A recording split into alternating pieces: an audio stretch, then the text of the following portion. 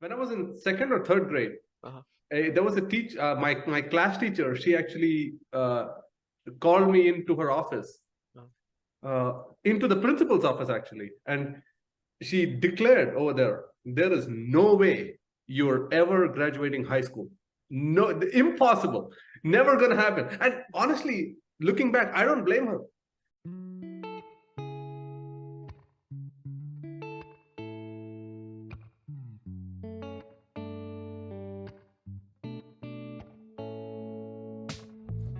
Hello everyone, welcome to the podcast.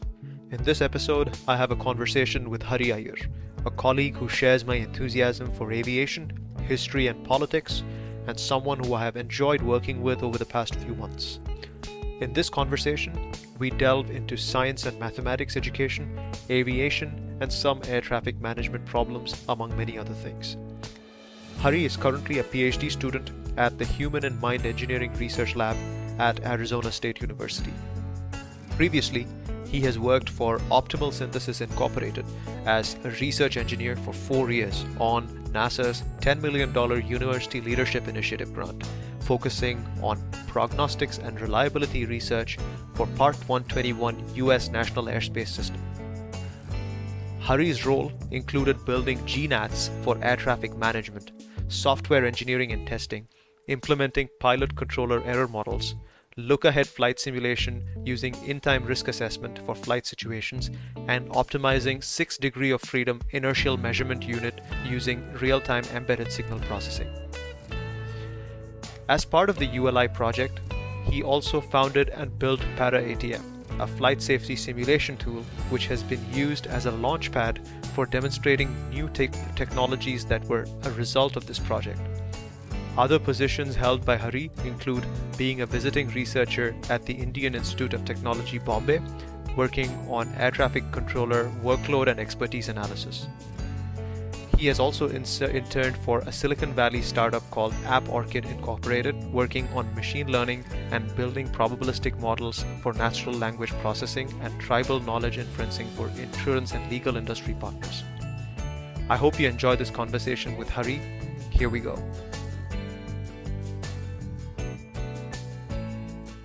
Hi Hari, how are you doing? Doing great, man. How are you? Doing good, doing good. Thank you so much for coming on to the Cogitations podcast. It's great to have you.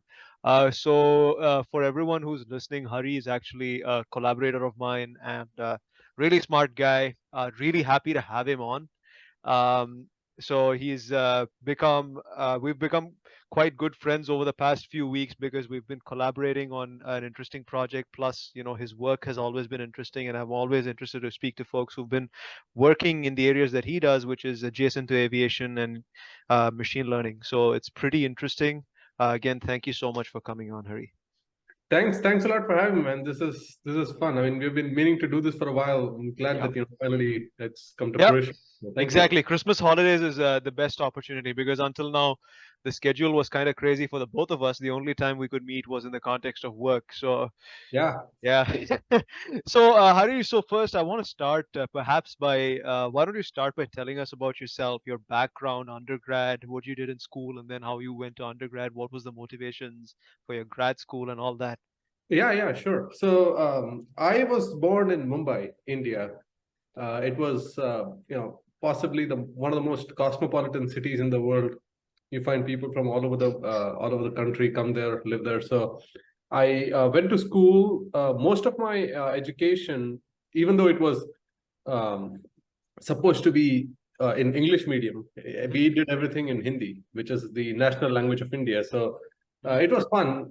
I went through school, grade 10, and then came the time when I had to decide what to specialize in with high school. You can go electronics or computer science, or you can pick one of those options, or biology. Biology was out for me from the very beginning because that memorizing all the plant cells and stuff, I was done with it in grade 10. I wanted no more of it. So, I think by grade 9 and 10, right? Whether you want to become a doctor or an engineer according to the constraints we are presented with. Constraint is a very real thing, as you mentioned, because the kind of environment that I grew up in is that if you choose to go with science, if you don't become an engineer or a doctor, you're a criminal. That was the mentality amidst the society and everything. So Yeah. I decided to decided to become an engineer. Yeah. I wanted to become a pilot first, Mhm. but my grandfather, he used to be he retired as a Director General of the Indian Meteorological Department, and Mhm. he had seen the system, how it works inside out, and we ultimately decided not to do that. And I went in with computer engineering. Now that was an interesting decision too, because I wanted to study mechanical, because in my initial admission was mechanical engineering. I wanted to study that, eventually get into aerospace. But I was seeing that most of my friends who studied computer science, who studied stuff like either electrical engineering, mechanical engineering, after graduating, they were writing code. All the jobs that they were able to find, it was something related to, because in India there's a lot of these mass recruiters, right? Like Yeah. Tata, Infosys, those companies. They, regardless of what the person's education or background is, they wanted them to write code. So I said, Yeah. if this I have to do anyways, then might as well study that. The depressing thing about India is that our mass recruiters is TCS and Infosys, and in the US, the mass recruiter is Lockheed Martin and Boeing. So and Amazon. yeah, exactly. I mean, at least Amazon is somewhat IT-ish, right? So, Yes. but Lockheed Martin and Boeing, they get to work for the aviation sector as a mass recruitment kind of thing. Like a lot of students get hired every year. Yeah. If you're an American. But yeah, please go on. Yeah. Yeah. So that was, yeah, you're right. In fact, especially being an international candidate in the US, you cannot even dream of working for someone like Lockheed, right? Because most of their stuff is tied to defense and stuff like that. So, yeah, so I decided to go computer engineering, University of Mumbai. I applied, I got in. 4 years. I mean, I was a very, very below average student till grade 8 or 9. Below average in terms of are you limiting your subset to the top 5%, 1%? The entire class, always. Okay. I used to struggle. In fact, I'll tell you something. When I was in second or third grade, there was a teacher, my class teacher, she actually called me into her office, into the principal's office actually, and she declared over there is no way you're ever graduating high school. No, impossible. Never gonna happen. And honestly, looking back, I don't blame her, because I was that kind of a careless student. Wow. What was it about? Like you never used to show up, or were you like the backbench type? Yeah, good question. I used to show up, but I was too distracted all the time. I never I would sit in the class. During my childhood, I developed the ability of staring at someone and not listening to them. Okay. That was something that I developed, and Yes. Oh, dude, you're wrapped in your own thoughts, right? A train of thought goes in your own mind, and you don't really listen to the words. Exactly. And what didn't help either is that where I grew up, it was literally next to Mumbai airport. So, and if I look out of the window in my classroom, I see departure and arrivals of airplanes. Oh, okay. Which side were you on? Were you on runway 09 or 27? Which side was it? 09. 09. Oh, the Juhu side, right? So the Juhu? No. Or is it Ghatkopar? Intersection. In Mumbai has intersecting runways, right? Yes. Oh, are you? Oh, which was it? North of the runways. Oh, were you on runway 14 then, right? Andheri, that area? Was that? Oh, yes, exactly. Yes. Oh, yep. Okay. So that was a secondary runway. Yes. The smaller runway, right? Yeah. So I used to look out, looking at airplanes all day long, and basically I didn't understand English much either. So that didn't help. So yeah, I barely got promoted from one grade to another. I barely passed all the exams till grade. And something magical happened in grade 9. What happened was, till grade 8, we had this course called math. In 9th, math actually split into algebra and geometry. Okay. And that's interesting. Were you in the state board or were you in the CBSE? I was in the state board. Oh, okay. That's fine. State board. Yeah. Okay. And it changed into algebra and geometry, and things were. I mean, that was one of the best things that ever happened to me. After that, I absolutely fell in love with math. Actually, after that, in grade 9, 10, even 11 and 12, I don't think I ever had an exam where I studied for math and I always aced every single math question. What changed though? What changed? Like, I'll tell you what changed. In ninth grade, I had yeah, this it's like, one teacher. I still remember his name was K. Babu mhm, uh, in Mumbai, and he taught algebra and geometry in a way that I had never seen before. He mhm, basically he didn't teach us math. mhm. He taught us how to learn math, and Interesting. that yeah. So if you look at a problem, geometry problem, come up with 10 different ways to solve this problem, and that sort of got the gears turning, and then that was the number one best thing. And of course, in literature, I was always interested in. So Interesting. Okay. and That leads me a lot of like leads me to kind of more questions regard. I want to linger on that a little bit sure, because I mean I for one, my educational background was a little bit different. I never quite had this split into algebra and geometry in math, so that's really unique to me. Uh, I want to ask, the first thing that I want to get into is like, which one were you better at, like algebra or geometry? Because they're kind of, I feel like, mechanically or in your brain something different happens in both. Algebra is a little bit more pen and paper, while geometry gives you a little bit more leeway. very true. That is a tough question actually, because I got better at both. But even if you help me do it, and if I have to answer that question, I would say algebra. Algebra, Algebra. yeah, Same, definitely. same, same, same. Because algebra, the abstractions are like coding somehow. Yes, In exactly. geometry is a little bit more nonlinear, where you Mhm. need to intuit some ideas sometimes, right? But Exactly. Yeah, I think algebra can get you from one step to another as long as you know the overall quote unquote pattern, I guess. yeah, Like if you get a big enough neural network, you can solve. I feel like you might be able to solve an algebra problem easier than doing a geometry problem somehow. Maybe. definitely. I don't know. So, Yeah, I agree. I think one of the reasons too is that geometry is a little more abstract and open-ended mm, compared to algebra. Like, for example, if you have a quadratic equation, mhm. you solve that, you get two answers. Yes. If you look at if you look at an example of a parabola or a Mm, hyperbola, and you say prove, or rather, take some complex geometrical mhm, shape, circle inside a triangle, inside mhm. a rhombus, next to a parallelogram, Yes. Yes, and yes, you yes. say prove that line AB is Yes. congruent to line this. Yeah. There can be any number of ways to prove it. Yeah, You yeah, know, yeah. so Yes. that's why I think one of the reasons is you can actually objectively solve algebra as opposed to geometry. Yeah, I think intuiting the algebraic form of a geometric problem is the step that will take you there, isn't it? Exactly. Yeah. Right. Yeah. So that's the thing. So because all of your geometry problems can be posed as algebra problems, but posing it is what takes that effort. You know. Yeah. Uh, The transformation. yeah. Transformation. Yeah.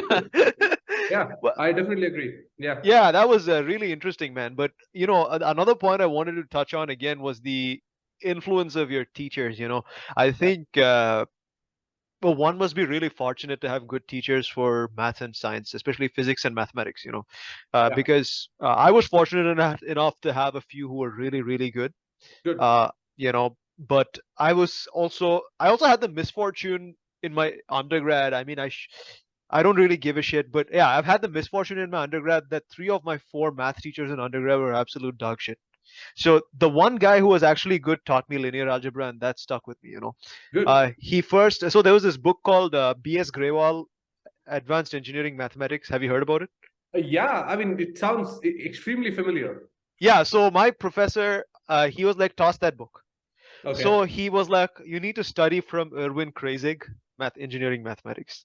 Right. So when the way the concepts were presented in both were really different. And then you had your MIT open courseware and stuff, you Yeah. know. Plus, there's a flow to it as well, which I think, there's this professor in IIT Madras. I'm not sure you know him, V. Balakrishnan. Have you heard about this professor? No. So yeah, so this professor's way of teaching physics, classical physics, is gonna be like, I've never seen anything like it from anybody, even at MIT. So I think having like that kind of be is the I think how much of it do you think is just pedagogical skills or teaching skills versus like the talent of the instructor, like in that subject? Yeah, definitely. I mean, so there's two aspects to that. One is knowledge of the subject matter, as you pointed out, and second is the ability to convey it to a bunch of students who possibly hate their lives and have no background experience like you. So if I have, because the teacher teaches the same thing over and over every Yeah. year, but it's a new set of students. Yes. So from teaching over and over, the teacher is very well versed with the subject matter, but the students might not have that background. So I think that is one reason, and I think the second reason why it's difficult to get good teachers if I know some, say for example, C++. Okay. If I know C++ very well, and I am familiar with the contemporary concepts and contemporary developments that are happening in that particular field, C++, Python, whatever, I will go work in the industry and make much more money than being a teacher somewhere.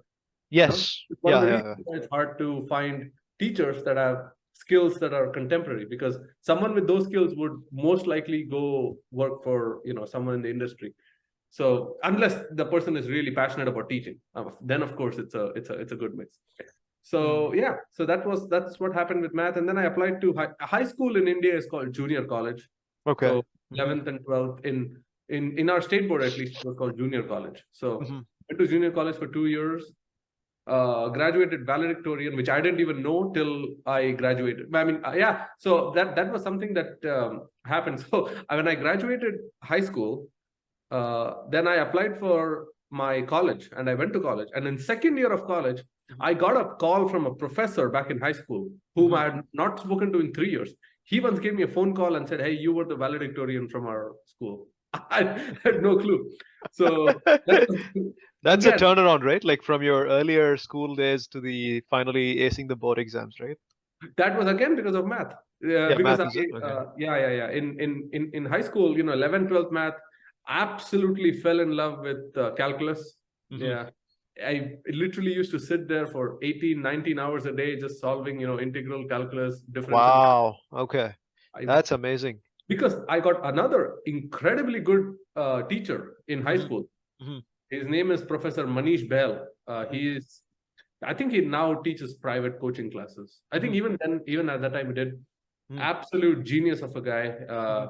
He used to teach at a couple IITs. He used to teach mathematics, and then for undergrad students, engineering mathematics. So he used to teach a whole range of students. He used to teach 10th grade students, high school students. He used to teach for IIT entrance, JE, and also a whole bunch of AIEEE. They used yeah.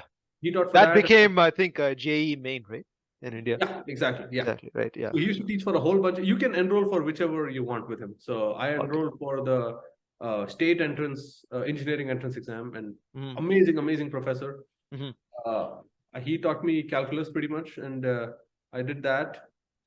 And then, of course, ever since, I'll tell you what, when I was 4 years old, I remember at that time my grandfather was in service. So we lived on the airport quarters, right? They give you a house to stay in. And when I was 4 years old, that's pretty much the first memory that I have of consciousness. I was looking out of the window, and there was a Jet Airways aircraft. I don't know what aircraft type. I have no idea. Probably a 737. Yeah. So it was, and because if you work at the airport, you get a house right next to the airport. Yeah. So we were living there, and this airplane I was just staring out of the window. This airplane came into land. From a distance, I could see, it beautifully deployed its landing gear. It just came in. I could see its shadow in on the street. I still remember. Came into land.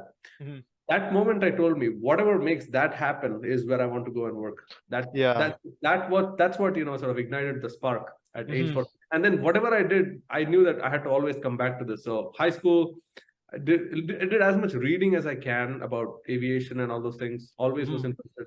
And then I went on to college, and now it was the time for me to decide what major to pick.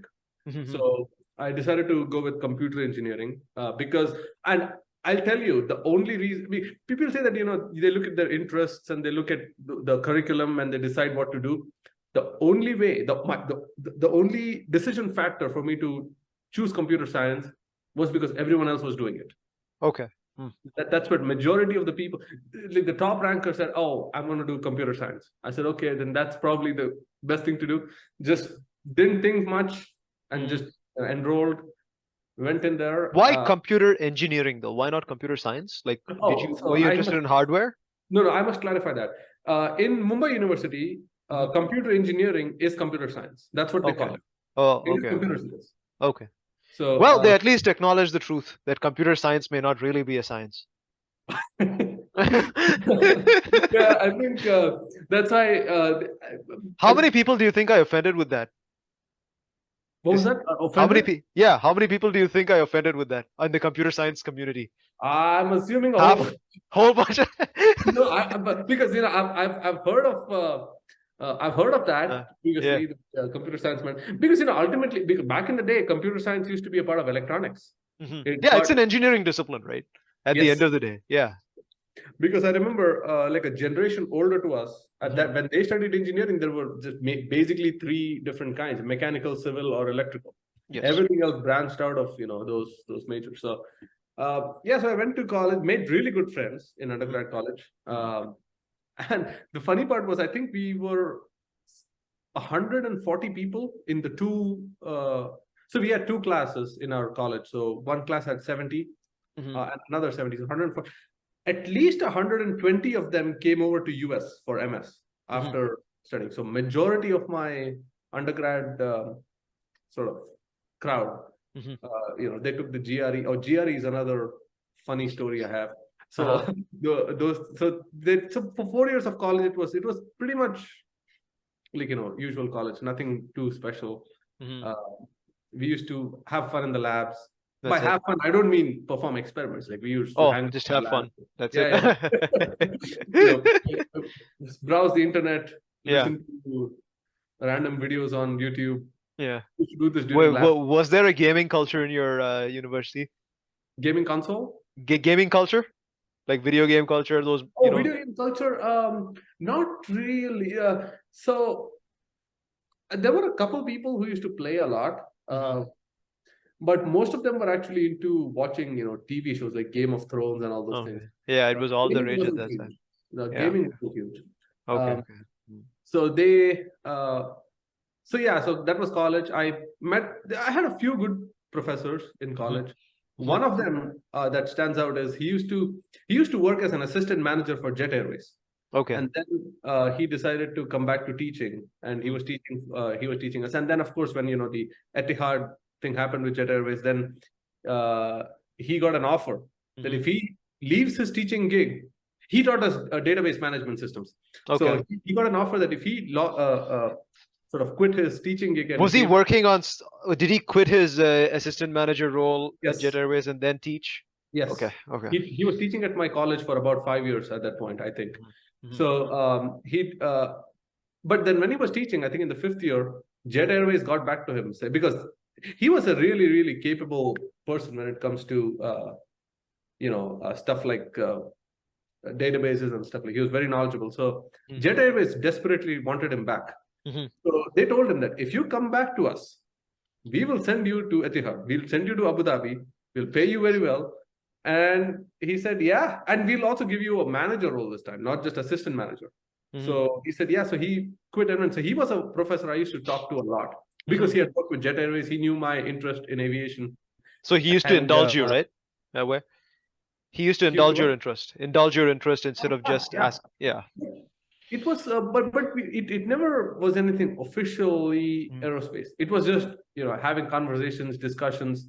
If I was thinking of some project idea or something, I would, he was a person I would go to and talk about. So we did that. And there were a few courses about programming and stuff like that.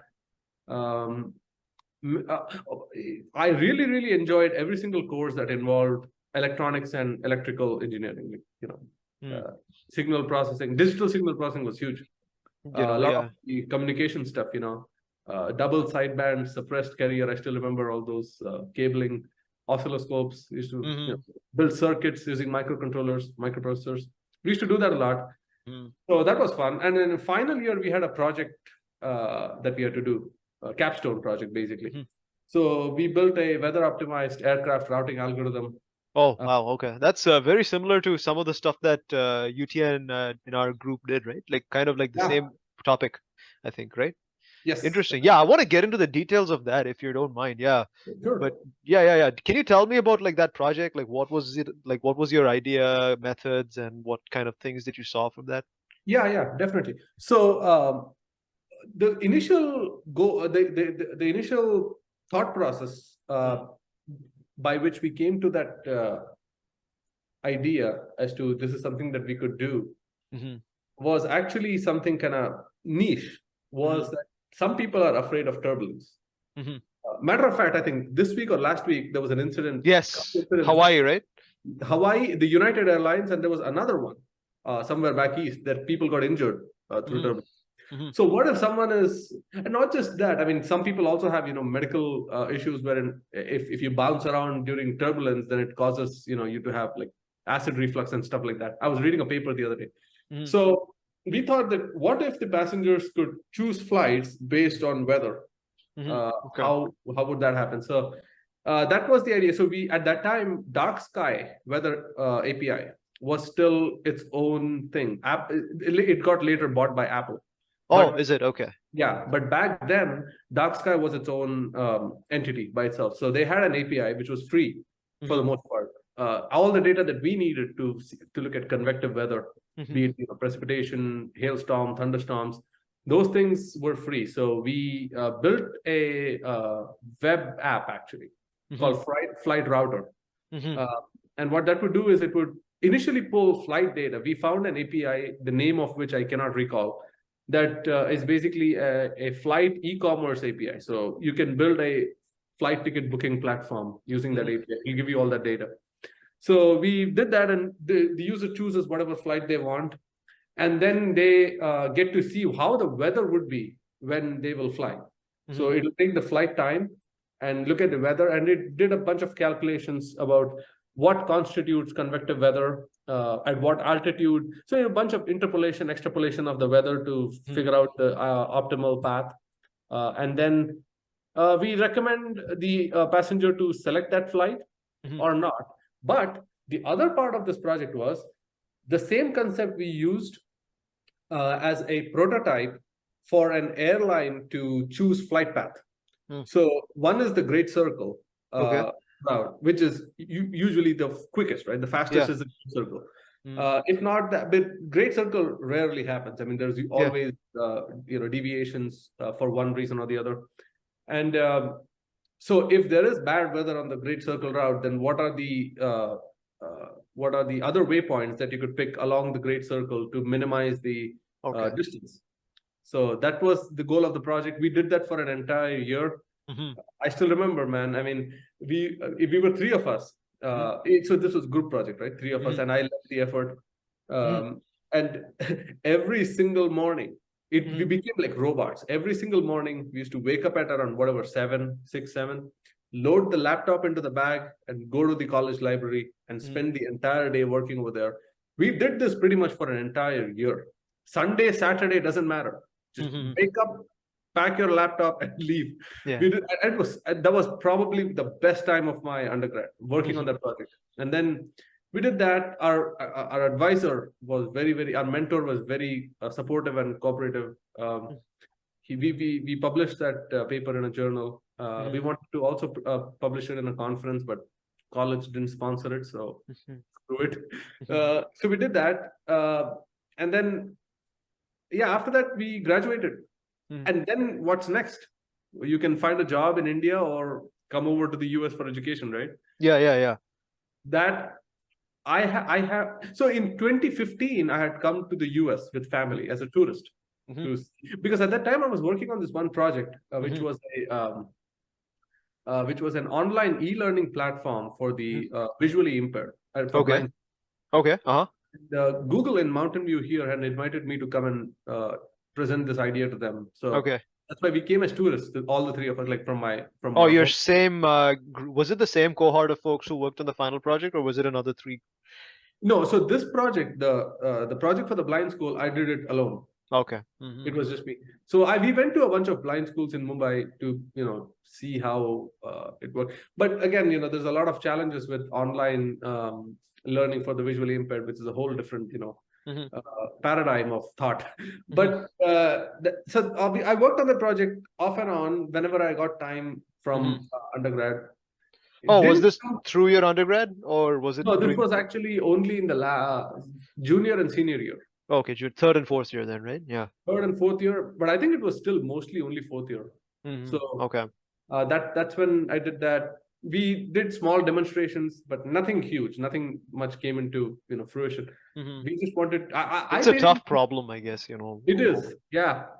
Because the human factors over there is a big role, right? One person at your age, especially without the support system and the planning and the resources, is difficult to really execute something, I think. Yeah, and the other thing that I noticed was how difficult it was to test something like this. Like you need to go to a blind school where a lot of students are there who you can test the system with, but then you got to jump through 20 hoops to just do that. So most of it was actually with individual people at their homes. But then I came here to Mountain View. We presented there. We visited family that was here in the US, and then we went back. And even when I came as a tourist, this was in June of 2015. This was just before I entered my senior year. And even then, I didn't have much plans to come to the US to study or anything. Towards the end of undergrad, that's when I decided, okay, this is what, again, just like I chose computer science, this is what everybody's doing, right? Yeah. Yeah. That's what everybody else is doing, right? Yeah. So everyone's going to the US, so okay, might as well, jump on the ship. So then I see, okay, what do I need to do MS? First thing, GRE. And I was not looking forward to studying for the GRE. No way. So I kid you not, how the whole GRE thing unfolded is you have to go online, whatever the Prometric system was, right? You have to go online, pick a date for TOEFL and GRE. TOEFL I heard was easy, which it wasn't for me. Because that's the thing. Growing up in Mumbai, everything was Hindi and Marathi, which is our languages. English, nobody really cared about. Nobody really cared. Okay, you could survive without English, isn't it? Effectively. I mean, even in college, the professors used to teach us in Hindi. So why would you ever learn English? So that's interesting. Like, how about people from other states? How did they manage that? Nobody would. 100% of my student body was from Mumbai. Nobody came from any. I mean, there were a couple, but they were still from the same state. There were no out-of-state students, pretty much. So. So that's when you say something. No. Go ahead. Okay, sorry. No, just the water. Yeah. So that so it's okay. So GRE. What do we need for GRE? So you have to memorize 3,000, 4,000 vocabulary words. They say. Well, you did that. Did you try doing it? No. Yeah. Good. Okay. Yeah. Okay. Yeah. So, there's no point doing that, man. Yeah. But what happened is I woke up one morning. I had nothing better to do. I went into the GRE. Oh, okay, that's it. Zero preparation, nothing, never bothered to prepare anything, and went for TOEFL. TOEFL was not that difficult because it was still words that I knew, most, speaking, writing, stuff like that. And they give you, good thing was they give you the score then and there. Yeah. A couple sections. I think the speaking section they evaluate. Yeah, they one or two sections they take time. Writing and speaking they evaluate later, I think, right? Yeah. So I cleared the basic bar for all the universities for TOEFL. So that was a good relief. I said, I don't care. I don't need to score high. I just need the minimum. So TOEFL was good. And then GRE, the quant section was good with absolutely zero preparation. I think I scored 167 or something on the quant. I think out of 170 with no, it was mainly what Pythagoras theorem and stuff like that. So that was good. Verbal section, I got host. I pretty much got a 0 on the verbal section. How much did you get? My total was 306 or something. 306. Wow, you got destroyed on the verbal, man. Yeah. I pretty much got 0 on verbal. Yeah. Okay. So, wow. I don't know how much I got, but I do remember one thing. Makes me question some of my life choices. I got more on verbal than quant. There you go. So I got Yeah, some 315, 314 or something. You know, it's like there I you think it go. was out of 340 or something, right? Yes, correct. Yeah. So my verbal was always good, but my quants I had issues. So, so I think it was part of like a fear of I think an aversion to statistics. Mhm. Yeah. Funny, right? It's funny the things that I'm saying, you know. I'll tell you this, man. Till eighth grade, as I told you, I was a horrible student. I used to call statistics sadistics. That's how much I. Statistics. And then I learned all the mean, median, mode, and all those things. Man, yeah, Yeah, standard dude, deviation. until I learned Bayesian statistics, I didn't like statistics, Yep, that's when the gate because opens. Yeah. because like after I came to graduate school and I started taking those classes from the math department for stats, Yes. did I start liking it, because back in undergrad in aerospace, we did not have a statistics class, even though we studied turbulence. Really? Yes, we had Wow. we had complex analysis, but not statistics. That's yeah. It We should just it should have included. It Yeah. should, exactly, like they should have included, but I guess like they focused way too much on look those integrals and all that, like for aerodynamics, but Yeah. it was on the analytical methods rather than analyzing turbulence with the numerical approaches. Yeah. Yeah. Everything was analytical, and then they did teach us some discretization and all that, which is Okay. like more discretizing partial differential equations. Yes. And we did not, so turbulence comes as part of something which is an unsteady kind of flow, which is not a steady flow. So Right. in undergrad, we didn't really focus on unsteady flows. That was more for like more graduate school level, I guess. I see. And whatever we studied in CFD, we studied it as numerical methods with the limitations for like, okay, if you're gonna have turbulence, your time steps need to be smaller. So there's gonna be a lot of like your kind of solutions are gonna be way noisier. You just know that. And then how do you validate it? You know, you never Yeah. really kind of talk about that. You see what I'm saying? Right. Right. Right. There Because was yeah. I think the scope was kind of limited to more of the steadier regime, Got it. and the numerical methods which are needed to solve those steadier regimes, rather than going into the unsteady kind of like very disruptive kind of turbulent stuff. But Right.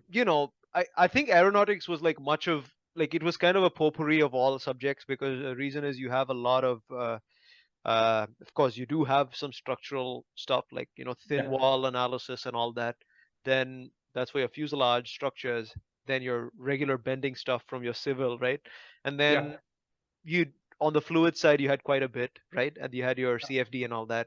We did Stress, do, strain, yeah, strength of all of material. that. Yeah, those strength of materials was really kind of pretty decent in our college, and we had some good flight dynamics, flight mechanics as well. Good. That was pretty nice as well, but then we The didn't have foundational. much of the turbulent flows, as far as like even maybe they would have added it right now, because at the time the department was new for me when I came in. I So see. I Yeah. yeah, we didn't really do much of Because turbulent. the problem with turbulence is this: no two instances are the same. Never. Yeah, exactly. So if you have, and it's not laminar flow either, right? Because you never Yeah, know exactly. how the thing would work. So if you shorten the time step, Hmm. then you get more sort of magnification into what's happening. Yeah, and you can You- predict it for a little bit. yes, Then I'm not sure what happens after that. That's the thing. But I guess there's uh like I just want to go back one step sure. to the your final project again, because I was like always wondering, like the first concept was kind of interesting, which is like selecting routes based on the current weather.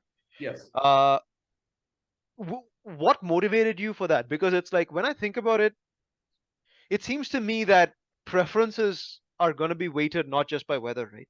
Yes, absolutely. Yeah. Yeah. The what motivated us to do that was that there was research and implementation done in most of the other fields that you would think of when choosing flights. For example, uh, number of stops is one thing by which people choose. Like if someone wants to go from I don't know, like New York to New Delhi, Mhm. you don't want 3 or 4 stops, right? You should be able to do it within non-stop or one stop. So Yes. there was research with that. There was research with airfares. There's a whole bunch of literature and stuff done on. So the things that passengers care about. Mhm. But I was seeing a growing number of people who were not fans of averse weather, And but then there wasn't much options, not options, but not much of background data to go by for these passengers.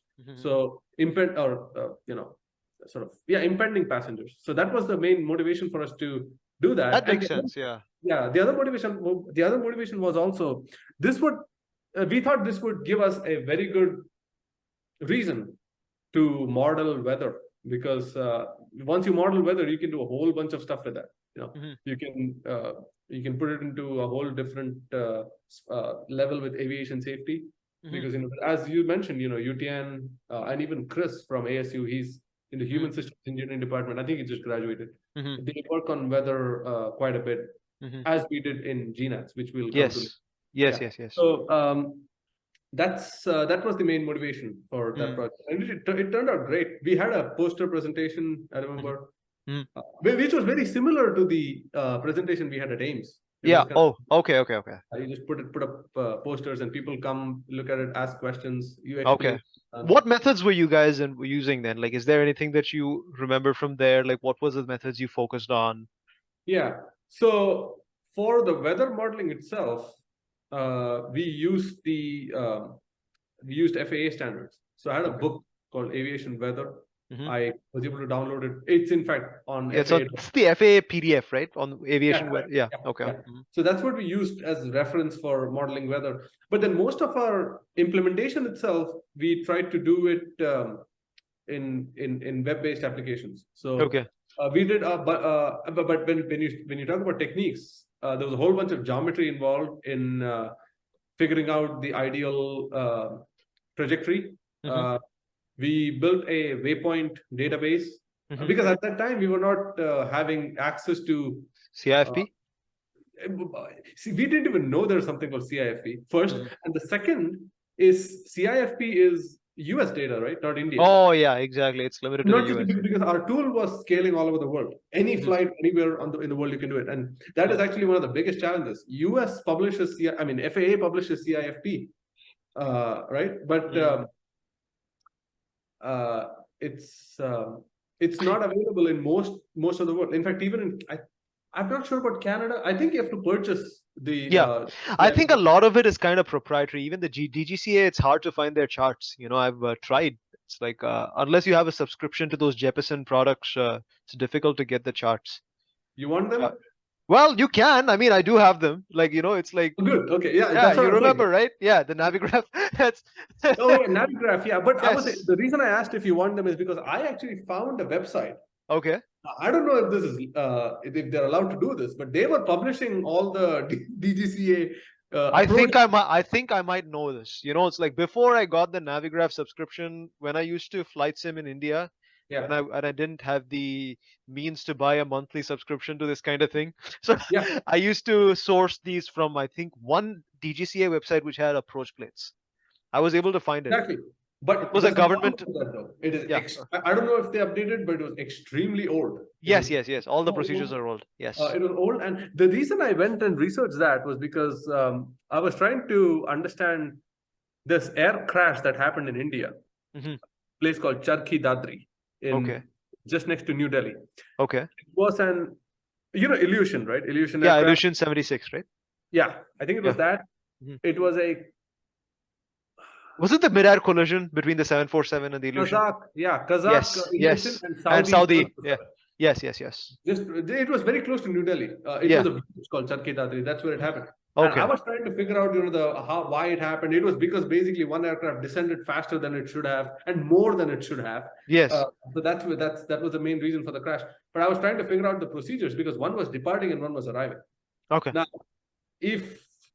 I don't know if they violated any separation minimums, because if you need lateral and vertical separation, but all the procedures that were there, they were so old.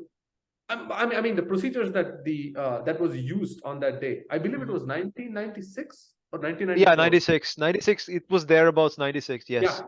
So the procedures that were used by those aircraft, they're nowhere mentioned in the procedure charts today. Because they've all changed. It's most of it is not same. So yes. So that's how That's how. But Oh, you wanted to actually see the routes that were used for those airplanes? Yep. Yeah. Yep. Okay. Mm-hmm. This was part of my literature review during the undergrad project. Okay. That's Okay. Interesting. why this happened. There was another one actually. The other thing that motivated me to look at Charkhi was, I'm sure you know that TV show, right? Air Crash Investigation. Yes. Yeah. Grew up on that thing, man. I mean, that if I turn on the TV, that used to be my default. Same.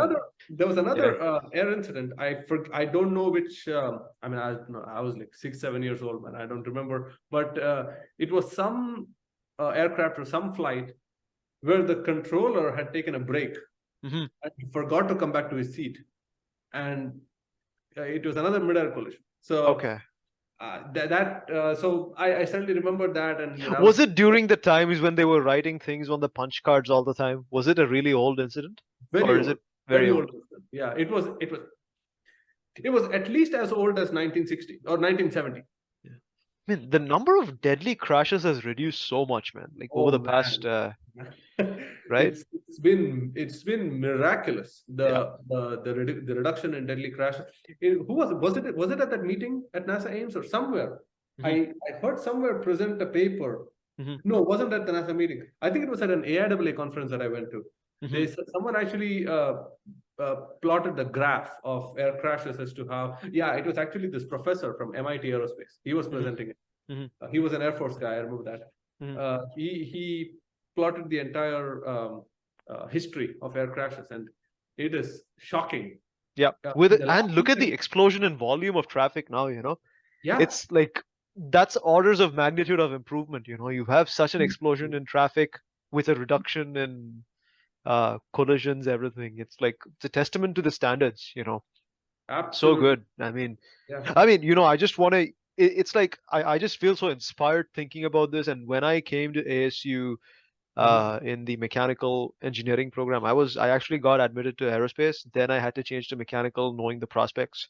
I was looking for a project, and Dr. Liu's para ATM thing, para lab, and the ATM projects that he was working on was initially one of the things I wanted to work on. And I want to use this, this kind of insane improvement that we've seen over the last 2 decades as like a pitching off point to talk about this project that has been going on in our labs. It's been I think there's a university collaboration between 4 or 5 universities and OSI as well, right? OSI is Optimal Synthesis Inc. for all those who are watching. So that's where Hari used to work, and they've been doing some really, really good work. And but before we go to your work at OSI, can you tell me what exactly your role was at during your master's student project? Sure. For para ATM? Can you talk about that? So I, as I told you, I took the GRE. I got admitted to ASU and University of Texas, Dallas. And again, it was another decision choice, right? Which one to pick? Swear to God, the only reason I picked ASU, only one reason I picked ASU is because I would get to fly longer from India. This is the kind of shit that makes me think there's people who are a little bit more crazy than I am. It's like I don't know, man. It's like there's a 3 hour. I mean, after flying long haul, I realized that I like flying in flight sims way more than in real life. Oh, I see. Because especially when there's a fat guy right next to you for 15 hours, it's difficult. So, and I started to like the aisle seat more. Can you imagine that? Yeah, that's shocking. This is another interesting thing. Yeah. When I was flying from for MS, right? I was flying in July of 2016 from Mumbai to Dubai to San Francisco, San Francisco to Phoenix. Right. Emirates, and then I took United to Phoenix. It was time for me to go ahead. Was it the 380 from Dubai, San Francisco, right? Yeah, okay. That was the only reason I chose Emirates. Okay. I respect that, man. I did the same for Qatar because it was always my favorite airline. It's they're really good. Yeah. Forget about the country itself. The airline is really good. Forget about the CEO. The airline is really good. So I picked Emirates only for the A380. okay, yeah. You saw. How did you like it? How was the experience? Was it the first time you flew the 380? No. When I Okay. was a tourist before this, when I went when I came as a tourist to the US, I took the exact same Emirates flight, the 380, and it was so good. It was so quiet. I know, right? Yeah. I flew the A380 first time in my entire life a couple of months ago. It was a BA from Dallas to Heathrow. Holy shit, dude! After takeoff, I couldn't hear anything. Yeah. You have 4 engines. What? No, but I don't know if you've seen that video. There was a video by Airbus. Airbus, or one of those people. It became so quiet when they were making the A380. It became so quiet. The pilots were not able to sleep. Yes. Because they got scared. How is this so quiet? So they had to remove some of their soundproofing so that there's some noise that comes in, which is, by the way, the exact same thing that happened with Tesla cars. Tesla made it so quiet. Okay. First of all, there is no engine. There's no gasoline. There's no combustion happening. So it's only an electric motor that kicks in only when you connect the circuit with your gas pedal, not gas pedal, but your so Tesla had to remove some of their soundproofing so that at least some sound comes in, else the ears, your vestibular system doesn't work. So interesting. Yeah. So that's what happened with Airbus. So yeah, I really love the. So your vestibular system doesn't work, is it? That's interesting, man. It goes out for a toss. Wow. Say, for example, you are in a parking lot. Okay. Right? You open your car and you get in. The delta in the sound that you that you just experienced, you will hear this vacuum. Okay. Unless you have tinnitus, that's a different story. But you'll hear this vacuum, and that actually causes your vestibular system to sometimes go into an imbalance that might impair your driving. Now, this is what I saw in a YouTube video. Someone was explaining. Okay. Video. Okay. Yeah. I think this is kind of similar to another thing. I had this Captain Richard Kripke on a few months back. So he was the QF32 guy, right? He actually told me a similar story. So this was not for auditory. This was again related to the vestibular system. So he told this in relation to my, the VFR into IMC transition. Yes. So it's like when you're in IMC and you don't trust your instruments, your vestibular system can't detect accelerations below a certain limit. Yeah. So you can go at a small roll rate, and within a minute you'll be at 90 degrees bank. Exactly. Yeah. That's kind of what I meant by vestibular system, because when the vestibular system doesn't work, that's what I mean, and it goes out for a toss. Yeah. Dangerous. That's risky. Man, it's unbelievable, man. Like you have 4 engines and it's less noisier than it's less noisy than even the 350, which is a newer airplane. I flew the 352. I think in 2018. I flew Singapore Airlines. San Francisco. Singapore. Was it the ULR or the LR, the regular 350-900? I don't remember. Okay. I think it had to be the long range. LR, right? Okay. They only had. Did you fly economy or premium economy? Economy. Okay, yeah, that is the long range, because the thing is, man. So the ULR has only premium economy. So that's the one that goes from New York to Singapore. Oh, non-stop. Yeah. In fact, before that, long time ago, that flight, was it SQ22 or something? Yes, SQ22. That's the one from San Francisco to Singapore, I think, right? No, that was the one from New York to Singapore. Yeah. Yes. San Francisco to Singapore, I remember it was SQ16 and SQ1. SQ1 was one. SQ1 as well. Yes, I wanted to book that one of these days, dude. Like, because I wanted to go Phoenix, SFO or LAX, then LAX to Singapore, Chennai. I wanted to do that, but COVID happens and I couldn't get that ticket. So that's the thing, man. Since last time I traveled was in 2019, and then pretty much for COVID I've been here. But I believe there's a YouTube video that SQ22 from, I believe it is New York to Singapore. That was one of the if not the longest, it was one of the longest flights in the world, and it was operated by a 340, I think, at that time. 340-600?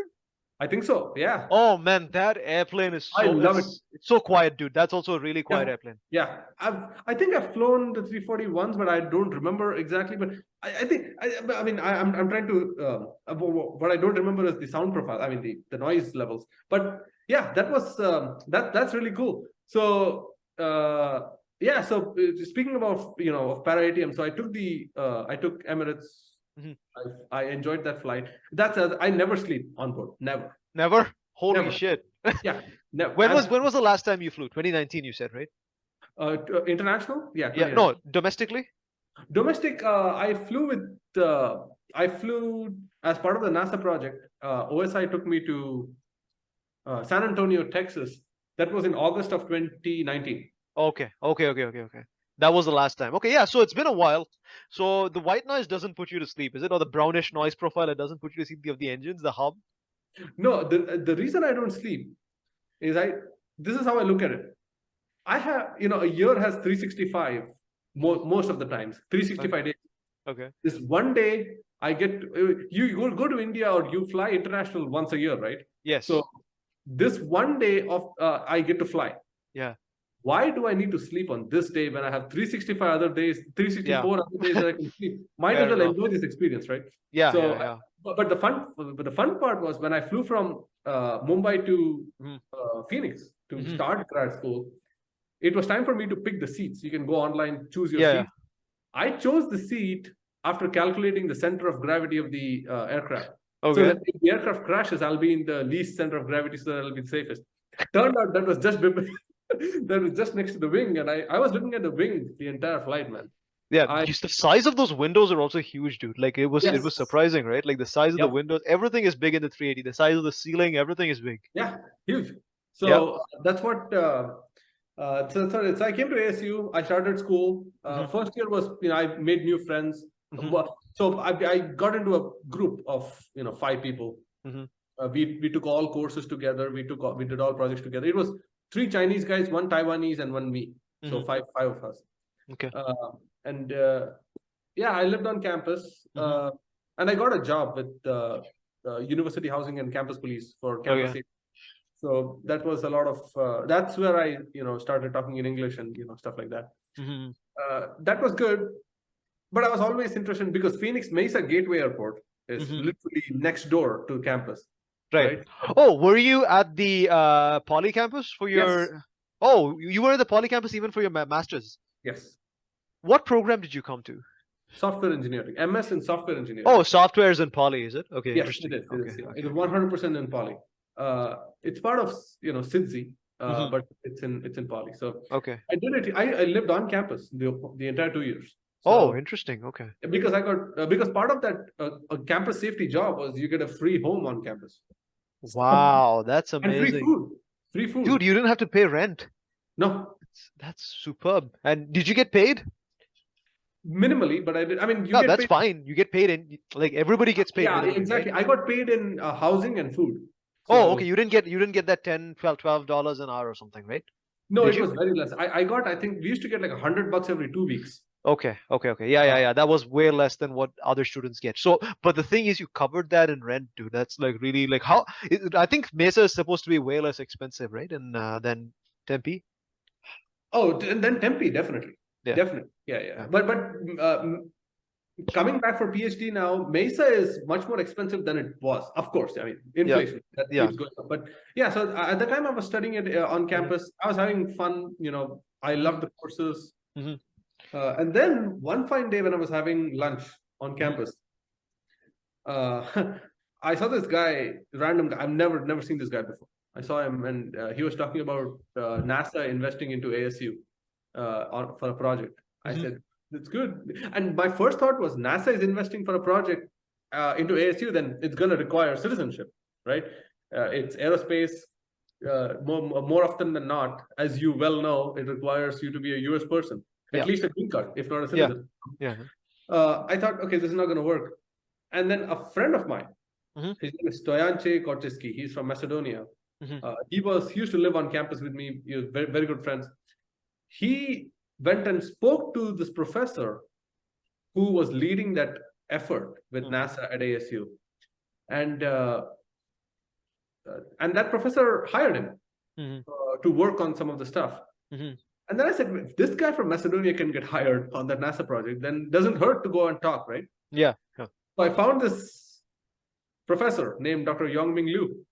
And I just emailed him saying, hey, I'm interested. Because by that time, I had already done an internship in AI, in natural language processing. It was an internship in Silicon Valley. So 3 months I worked over there. This was the 3 months between my bachelor's and master's.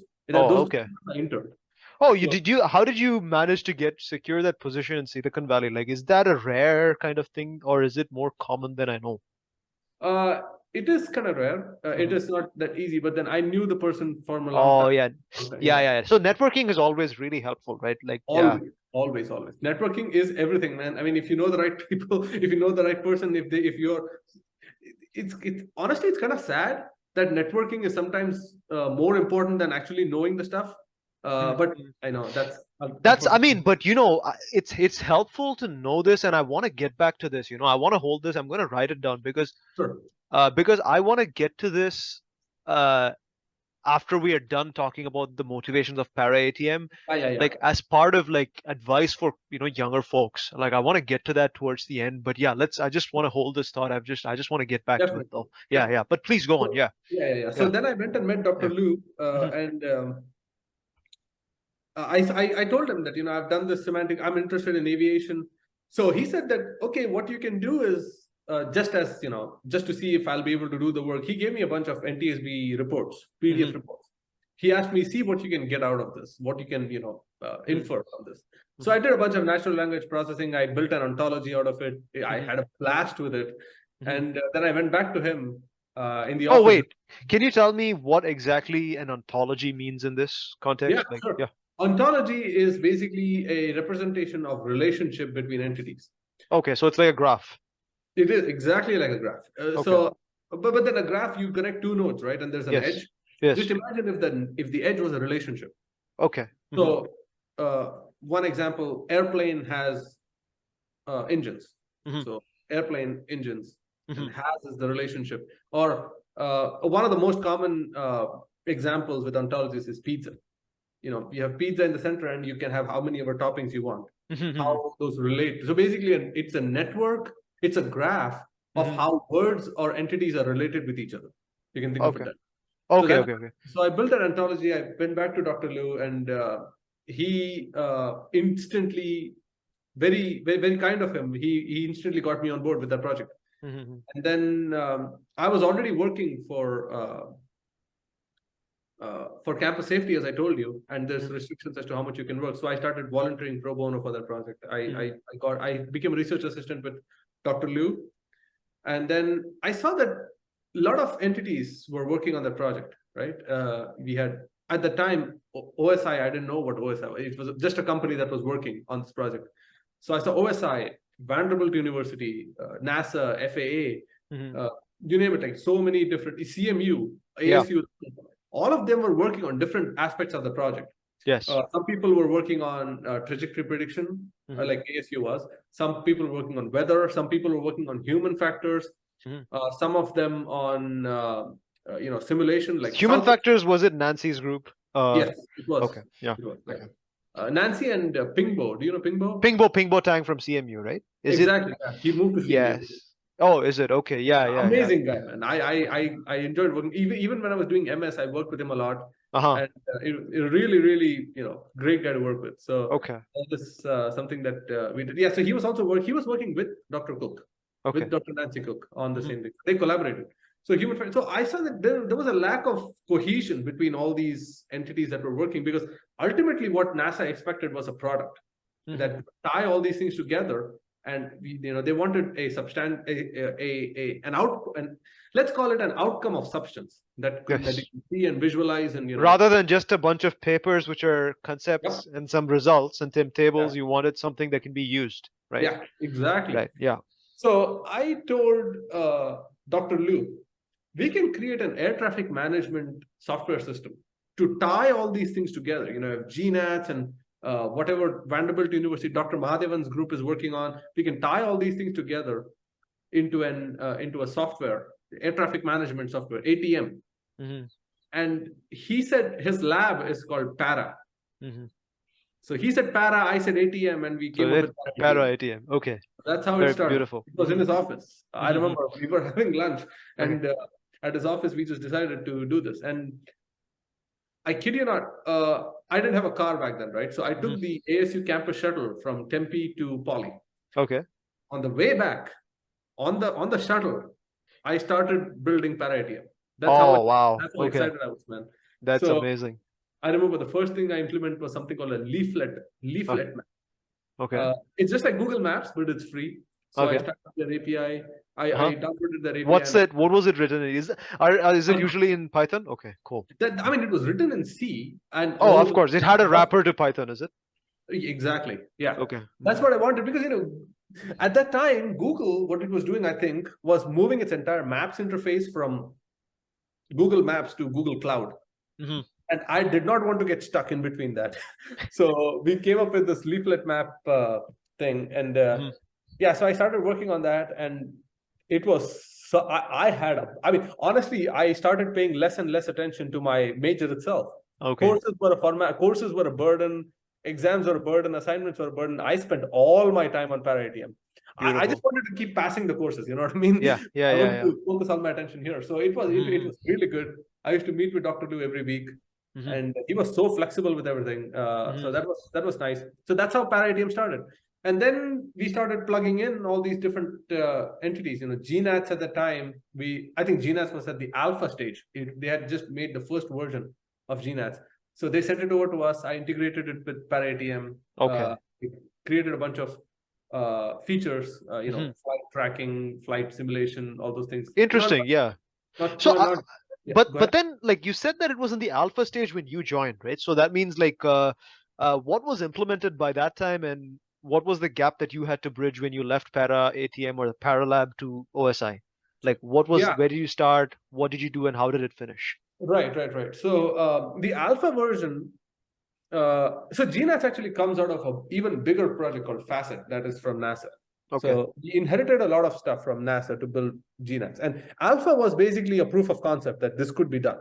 That's what we initially worked. I don't know if you've ever talked to Oliver from OSI. No, I've not. Okay, so he was the engineer who started working on GNATS at OSI. What's the full form of GNATS, by the way? Generalized National Airspace Trajectory Prediction System. Okay. Trajectory prediction is the same T. Okay, so they removed the P. Okay. Yeah, trajectory. Okay. So that's what it was. And so I did ParaATM, and then once I left ASU, I think the only student that was available to take ParaATM forward was UTN. So I used to go to Tempe and sit with UTN all day long, trying to run him through the code, what we did. And we had uploaded everything to GitHub by then. So he was able to run it. And I think NASA Sherlock was coming in as I was graduating. So I didn't get to work that much with Sherlock. But we set up the FAA swim server. Oh, by the way, let's just, for the audience, can you just tell them in brief what the Sherlock thing is all about? So that data comes from NASA, and that's basically flight, historical flight data, and the different aspects of it when it comes to weather. So it's a big warehouse of all kinds of data, right? Exactly. And I think the 6 main things that it provides is the when it comes to the flight plan, the flight trajectory itself, it gives you the latitude, longitude, altitude, course, speed, and vertical speed. ROCD, right? Rate of climb and descent. Okay. So you can get this from SWIM as well. So at ASU, I worked with the people from FAA at the time. When I was a research assistant with Dr. Liu.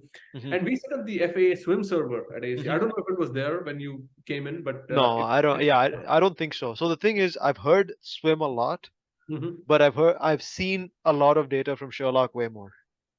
Yes, exactly. Because I think what was happening was there were consistency issues with the swim data, because I set up the system to sort of automatically get that data in real time and everything. But then, first of all, decoding it was a real challenge, because there were so many inconsistencies with the formatting itself. You cannot write a single parser for decoding swim. I mean, is this like the thing that we're doing right now with the flight plans and all that?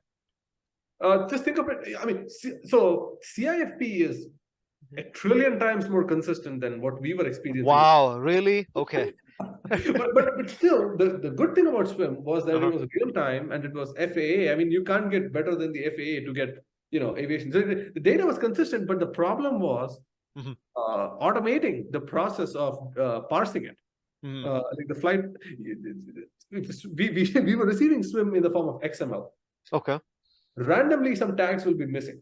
Now and the parser fails. I mean, if it expects a tag and it's not there, then the parser is not, So, but we tried to sort of put dampers as much as possible to have some sort of sort of freedom of parsing. But eventually, I think Sherlock came in. So after we set up Swim, then it was time for me to graduate. That was again, very whatever, graduate. I didn't even go to my graduation ceremony. Yeah, it's just a formality, right? Yeah. Yeah, exactly. And then I was looking for jobs. I was actually considering doing PhD right after that. But then this wonderful opportunity came in. I mean, I know that OSI was working with, by the way, before that, I applied to a whole bunch of aerospace companies, Boeing, Lockheed Martin. I just sent out applications like there's no tomorrow. Okay. Did you get interview calls or right off the gate they said? I got one interview call because they assumed that I was a citizen. Okay. They called me and I told them I need sponsorship, and they pretty much hung up right there and there. Because there is hardly any aerospace company that does not work in defense. Yes. You name it, Lockheed Martin, Boeing. I mean, they make most of those fighter jets. Right. It's they want someone who can. I think even Garmin doesn't hire. It's difficult to get jobs even in Garmin, right? Very difficult. I tried to apply to them. In fact, I had a friend who was working there. He recommended me, but they didn't call me. Oh, okay. Was it the Kansas thing, Garmin, Kansas, or where is he working at? I don't know. Okay. But what I do know was that he was still in the US Marine Corps. Okay. So I think he was in the reserves or something, and he said that his job is such that he might be stationed anywhere in the US. So based on that, so Garmin, I mean, of course, for those things, these companies are very flexible. Like if it's a military duty, they instantly become way more flexible. So he had the leeway of, I believe at the time he was working remotely from anywhere he could. So interesting. Okay. But I don't know what his office location was. But Kansas is the headquarters, as you know. I think that's a headquarters for Garmin. Maybe not. But so yeah, so I applied to those companies and nothing showed up. And then I went to Dr. Liu. I said, hey, it was fun working with OSI. Will they give me a job? That's what I asked him. So he basically went to PK, Dr. PK Menon.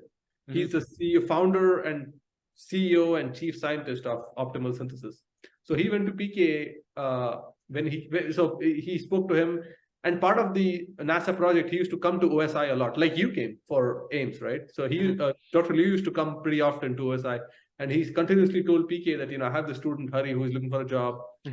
And PK knew, right? Because throughout the time that I was at ASU, PK saw my work with para-ATM. He saw the kind of stuff that I was interested in, the kind of stuff that I was working on. And unfortunately, there was no position at OSI at the time. So, and also the other part also was that since it's aerospace, it's hard for a non-citizen, for them to say, for example, OSI gets a contract with some entity that requires a US citizen. They can't put me on that project.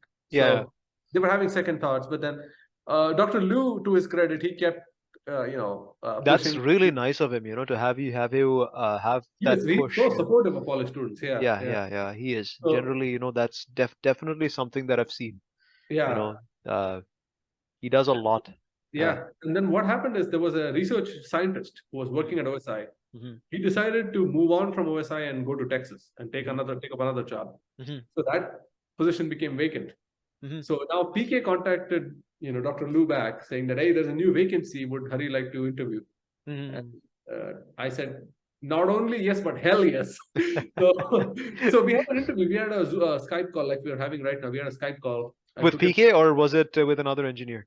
It was with the entire company. PK, OSI is a startup company. So we're 10 or 12 people, right? Okay, yeah. So I think there was not the entire company. I think it was 6 or 7 people. Wow, okay. PK initially spoke. He introduced the company. And then 2 engineers, they basically gave me a coding problem. I tried to write some code, and it went very well. And the president of the company, Dr. Victor Cheng, he was also on the call. So we discussed a whole bunch of things. In fact, we even discussed some of the work that because at that time, when this interview was happening, that was the final semester of MS. And I had taken a course called Statistical Machine Learning, CSE 575. Okay, yeah. It was taught by Professor Jingrui He, if you know who that is. Yeah, I've heard the professor, but I've not taken that class. All my machine learning classes were in math department. Oh, I see. Yeah. Yeah, So she yeah. was, this was CSE, but she moved on to UIC. She and her husband, by the way. Her husband was named Dr. Hong Hong Tang. They used to teach the same course alternatingly. So he used to teach in fall and she used to teach in spring, and then he would teach in fall and I think both of them were PhD from CMU in machine learning. So, but both so of they them have that link, I guess. You know, they have that something synced up. They know the course material equally well. They have the same view on things. Brilliant. That's interesting. Okay. By the way, Dr. Jingru here was also a part of this NASA project when she was is it? Okay, okay. Interesting. She was working on some of the text analytics and analyzing NTSB reports and stuff like that. So, but she moved on. Both of them, I think, moved on to UIC. But I was taking that course with her, and the project I was doing for that course was actually me and that 5 people that I told you initially, the 3 Chinese guys and me, and we were working on a convolutional neural network for identifying aircraft. Have you heard of something called FGVC? It's called fine-grained visual classifier. Yes. Yeah. So there is a humongous database online, which I think has pictures of 5,000 airplanes taking off, landing, climbing, descending, approaching, basically static pictures. Yes. And you can use that database to analyze, what kind of an aircraft it is. So if it's a single engine, because I don't know if you've seen this. Sometimes air traffic controllers, they have binoculars. They look at airplanes coming sometimes, when it's visual, especially. So we wanted to have an automated system that can take a picture of an aircraft and tell you what aircraft it is, what aircraft type it is. So we were reading up literature. We actually built a convolutional neural network, not from scratch, but we took some stuff off the shelf and we built that system basically. So when OSI, during the interview, when they asked me what am I doing, I explained this entire project, and we had like a half-an-hour discussion about how this works and what are the drawbacks and stuff. So more than an interview, it was more like a discussion than an interview. So that was really fun. It lasted for an hour or so. Interesting. Then the same. This was in the morning, and then in the afternoon they extended the offer to come join. Wow, that's just one round. That's really good, man. So I think that's totally interesting, dude, because the thing is, when I listened to this fine-grained visual class, that was one of those early papers that I read for small object classification, I think. Right? Yeah. So I think I came across, that's why it sounds so familiar to me, because I think like there was this problem about focusing on features that just stamped out by the convolutional layers as you go deeper. Precisely. Yeah. The way to think about it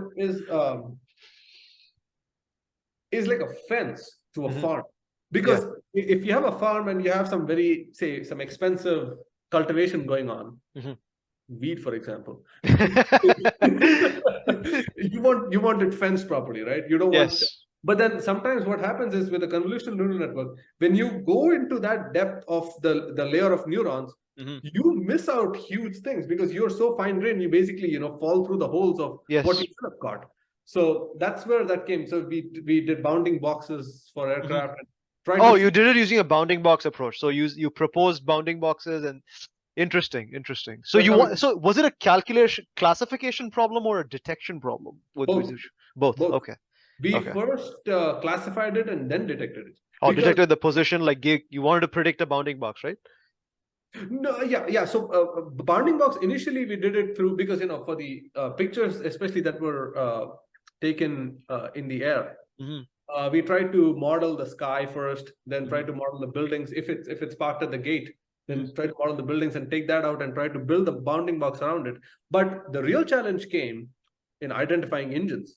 If it's 2 engines, then you can rule out a 747 or 380 or something, Yes. Or even the C-70 or whatever the military aircraft. Yes. If it's got a fan spinning in the front, if it's a turboprop, then you can eliminate pretty much all the jet engines. So those were the kind of rules that we put in, and it was a really, really fun project to work on. In the entire semester, we worked on that. I guess it's like more like a decision tree combined neural network, right? To take a bunch of decision tree with neural network, but we implemented the whole thing in the form of a support vector machine. Okay. That we found was one of the best ways to have, because we tried k-means clustering and all those things, but no, it doesn't. Okay, it's pretty rudimentary. So that's what the project was. In fact, I think have that paper that we wrote for that course. I can send it to you if I can find it. But Yeah, so that was what the work was. In fact, I might have the emails from then. It'll have the links to the data sets and stuff. It might be useful to you. I can send it to you. Definitely. Yeah, man. I'm definitely interested to see that. Yeah. So that was fun. So I got that offer after that from OSI, and yeah, pretty much after that I graduated and I went to OSI. I'll never forget. I entered OSI. I met PK for the first time, and because Dr. Menon, PK had worked with the former president of India, Dr. Kalam. Yes. An Indian Space Research Organization. Yep. In fact, Dr. PK was I think the mission analyst on the first. SLV3, right? SLV3, yeah. He worked directly with Dr. Kalam. He was so I couldn't believe that I was there. I graduated to be able to work with this this level of aerospace, because aerospace is something that I really dreamed of. This was like a dream come true for me. I'll tell you what, the job that I got at OSI was exactly the dream I had, the vision that the desire that I had at age 4. That's what I was thinking right now. When I saw that airplane, OSI is where I wanted to be, and it could not have worked out better, man. I'm telling you, I feel so fortunate to be able to be something to feel really grateful about, right? It's like always something. 100%. I landed there, and it was so that, by the way, the one thing was that I actually drove from Phoenix to Bay Area at the time. That was another huge thing, because I had a bunch of stuff, right? I had been living for 2 years in Phoenix, and you can't just dump everything and fly out. I had to drive. And I think that was the first time that I ever got on a freeway, when I went from Phoenix to the Bay Area. So that was good. I went there. I met everyone at OSI. Really, really cool people. Most of them are from Stanford, actually. So Oh, is it? Okay. Very, very proficient in what they were doing. So and they gave me a computer cubicle, and I still, the first day, my job was to build a flight plan from SWIM.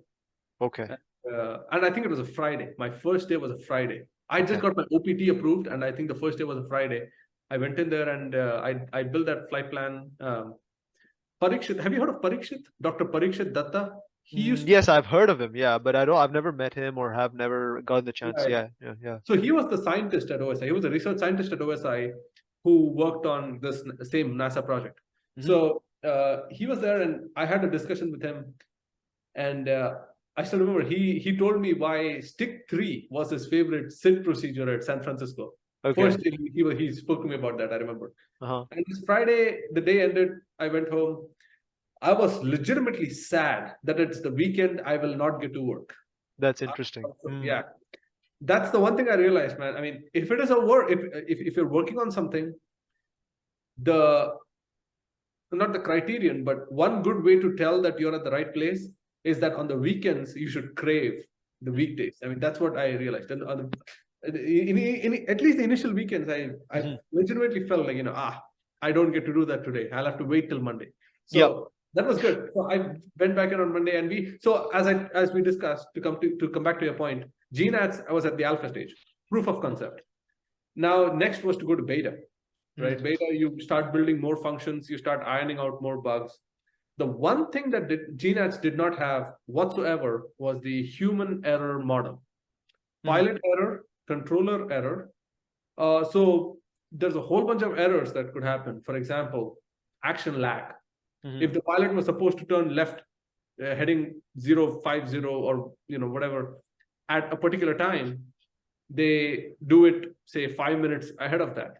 I mean, that is enough to cause catastrophe. Catastrophe. So the lag is one of the examples. A wrong action, for example, instead of turning left heading 050, he reduced speed to 230.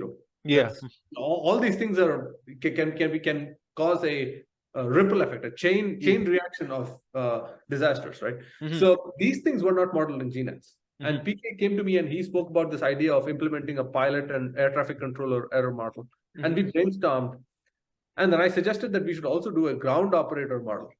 Because we have had incidents of, luggage handlers or the food trucks that supply food to the airplane. They run into things, because the airplane is taxiing. And if, say, for example, an airplane is taxiing and there is a food truck that comes in, there can be collisions, the ground collision. GCOL, I think is the IATA abbreviation for that. So, or ICAO. So we implemented the 3 different kinds of error models: pilot, air Okay. traffic controller, and so that was beta 1.1 or 1.0. Okay. The first beta that we ever made, first beta GNATS. And then with every iteration of beta version, we put more and more functions. We put in better. I mean, one of the common thing with every new version was we fixed bugs from the previous one. So as you know, y'all at ASU and a whole bunch of different organizations were using GNATS for simulation. So they would get back to us, say, hey, we found a bug, you might want to fix it. So we fixed it. That's what we worked on. And then apart from the human error model, a whole bunch of things we did. So we upgraded the entire terrain model that we had. That was probably the most Herculean task I'd ever undertaken at OSI. Interesting. You know, I mean, well, you know, wait, I want you to hold that thought on the terrain model, because that's getting the DEM data for that might be, you know, I think you might have had a lot of challenges, which I want to get into. But before that, let's go back a little bit to the error modeling. So when you say error model here, how do you build an error model? What are the steps that one might take to build an error model? Yeah. The step number 1 is to look at a nominal flight. Okay. Consider we have a TRX file. So TRX is the format that we have the flight plans in when they come from FAA Swim. They're saved as .trx files. Okay. So TRX is basically a flight plan. Consider a flight from, I don't know, San Francisco to Phoenix, right? Okay. And the normal takeoff is you start at gate, say F86 at San Francisco, and then you taxi, and then you get to the runway, you hold short, and when you're cleared, you take off. And you have the initial climb to cruise altitude, then you reach the top of climb, then you cruise all the way through. And then when you hit top of descent, then you start this initial descent and final approach, and you pick the star and final approach, and you come to land, and then you get to the gate. This is the gate-to-gate simulation, right? Okay. And each step, different entities can make different errors. For example, when the aircraft is in cruise, there is no way a food truck on the ground is going to affect it.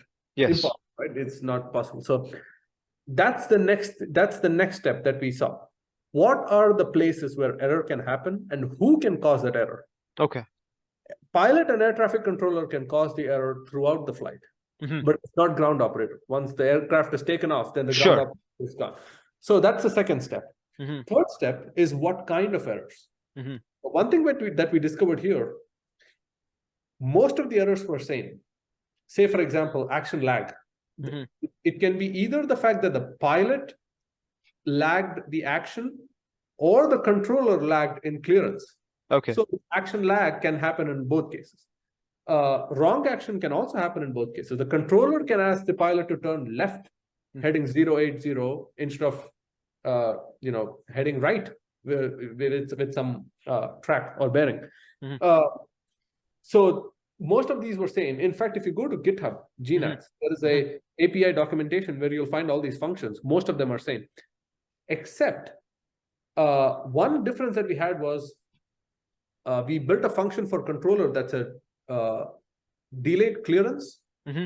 Pilot cannot issue clearance, right? This is controller. Yes. Sure. And pilot in the pilot there was a different function that said loss of aircraft control. Like for some reason, the pilot is not able to do that.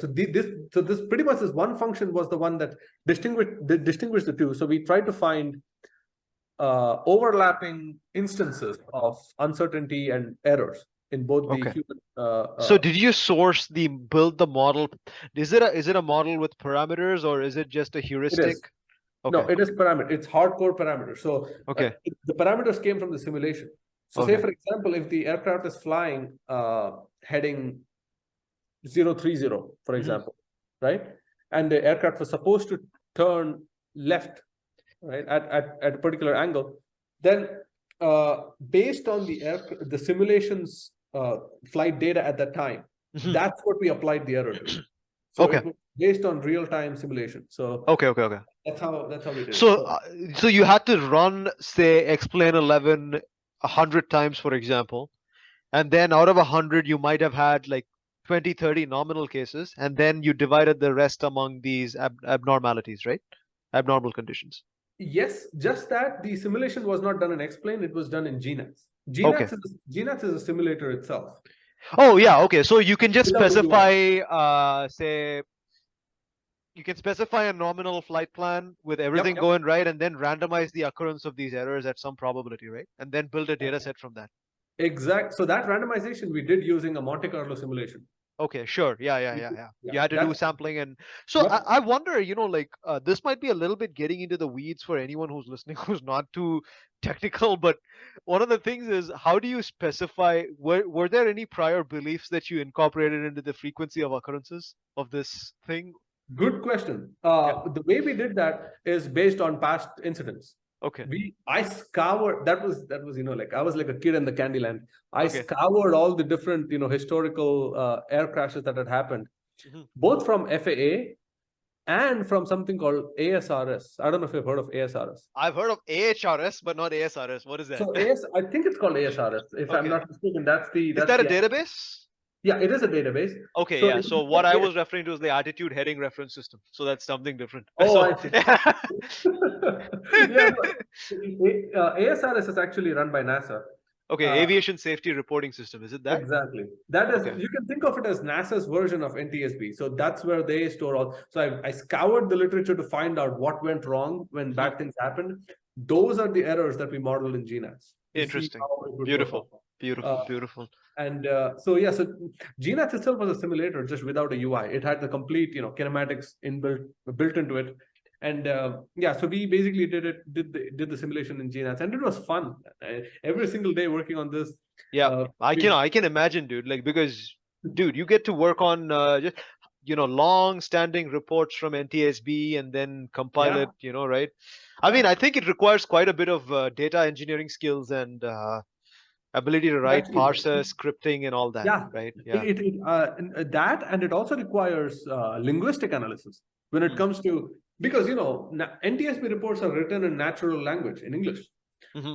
Now, if you look at an NTSB report, for example, one of the classic examples is Air France 447. Yes. Was it a 330? Yes, 330. Yes. Yeah. That Rio de Janeiro to Paris, right? Yes. Exactly. And it went down because it went into an uncontrollable stall, and the pilot forgot to disengage. Yeah. So yep, exactly that one. Yeah. That happened. Now, that report is very famous. The report of that incident. If you go online, you can find the people. It mentions it like a story. Mm-hmm. What happened? This happened, that happened. Now, converting that story into a sequence of events. Right. If you watch that air crash investigation show, I think one of the opening statements of the TV show is, I'm paraphrasing here, but it says, air accidents don't just happen. They are triggered by a sequence of events that ultimately lead to the casualty. Not casualty, disaster. Yeah. So to get that sequence, like what happened, this happened, and this happened, and this happened, out of that natural language that the report is written in, that is one of the biggest challenges ever. Because I can imagine. Yeah. This is what Dr. Jingrui was working on, by the way. Yeah. Beautiful. Was it like using some kind of BERT model or something like that? Or how do you encode it? Like, how do you convert that from this format to that format? Like, what kind of modeling tool do you use for that? So you remember the first time I ever met Dr. Liu, the first assignment he gave me was to analyze NTSB reports. This is what my job was. I came across this thing called word to vec. Yes, word to vec. Yes. Yeah. So, I used that just 2 months back. Yeah. That's what I used, because word to, the good thing is it basically quantifies literature. It quantifies words. Yes. And you can then, and once a word is a vector, man, there is no limit. The sky is literally the limit. Yep. To I mean, I shouldn't say sky is the limit, because for people, everyone says sky is the limit, but for people who work in aviation, sky is the home. Yeah, exactly. But then, once you, so that's how we did it. We vectorized the words, we quantified it, and then we tried to find distance between the words. Mm-hmm. Horrible results. Yes. The results that we got were terrible, because you can think of it, because everyone has different writing, abilities, not abilities, but styles. Yes, and context is missing in word to vec, right? Huge. There's no context, period. Yeah. Right. Yeah. That's a good point. So so we tried a whole bunch of different things, and then that's when I brought in the whole Bayesian aspect to it. You remember Yuhao? Was Yuhao there when Yeah, Yes, so yes, yes. How and I worked on a bunch of Mhm. NIE-based classifiers and stuff like that. Mhm. We even, I think, co-authored a paper on Mhm. that. So that's when we brought that in, and results started to improve slowly but surely. And so yeah, I mean, so those reports are what we use. Those incidents in the past are what we use to model human error. And human error was one thing, and the next one is of course terrain. That was because make no mistake, terrain was already there in GNATS before that. Mhm. But the problem was it was old and it was not trustworthy. It didn't Okay. have a lot of data. It was Yeah. very limited. It was only around very important airports. Okay. PK basically posed me with this challenge of getting terrain for the entire US. Okay. And that's, oh no, I should not forget. Before terrain, what we did was, airports are modeled within GNATS. Because in the alpha, I think there were 25 airports. These are the most of like JFK, LAX, SFO, Phoenix, stuff like this, Seattle, Chicago. But we wanted to expand the number of airports that you have in GNATS to simply. So we decided to have at least one airport from each state. Okay. And of course, some states will have multiple. For example, San Diego, San Francisco, Los Yes. Angeles, Yes. right? Orange County. Yes. These are all important airports. And even in Texas, Houston, Dallas, Austin, right? You might have. Did you have Austin in the initial thing? I don't think we had Austin, but we had Houston, Dallas, San Antonio. Okay, San Antonio. Because Southwest Research Institute working on this project was from San Antonio. They Of wanted course. Of so course. that's why we put it in. So that was a huge, and how we did that. We had an intern actually. He did most of the digitizing for us. I got to train him. You have to go to Google Maps, physically pick each and every point at the airport and give it a name. So gate 1, gate 2, gate 3, it's a Herculean task. I think I did it for 10, 15 airports, and then he did it. So ultimately we got to 79 US airports, and we expanded GNATS internationally. So it can also simulate international now. And we incorporated 25 international airports, including Mumbai and Delhi. Okay, interesting. Yeah, and major airports like Beijing, Tokyo, Perth, Sydney, basically important airports. London, for example. Oh, okay. So you encoded what? Gate information, taxiways, runways, gate, ramp. I can show you an example later. Gate, ramp, taxiway, runway, parking spots. Okay. Hangars.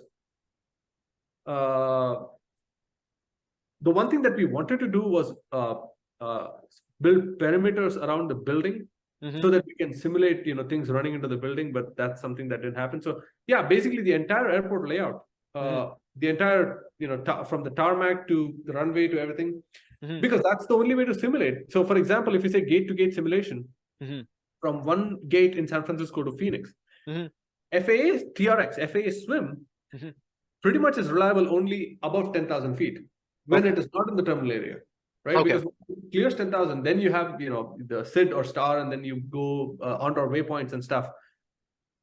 But there are cases where FAA swim has wrong procedures put in there. So you cannot trust the procedures either. Now, below 10,000 feet, we put everything into GNATS, all the way from gate, all the information we put in. So now we have a huge, airport pool, and we wanted new US terrain data. So now we did not have the luxury to only focus on terrain around the important airports. We needed terrain across the US. By the way, including Hawaii and Anchorage. Okay, that is those are also US airports, right? Yes. So was it only around the US airports, or was it like more globally on the statewide scale that you wanted the terrain data? No, we wanted terrain data for continental US. Continental includes, so there's two kinds of US, right? Continental and contiguous. Okay. Contiguous is geography. Just the landmass, right? Yeah, doesn't include Hawaii and Alaska.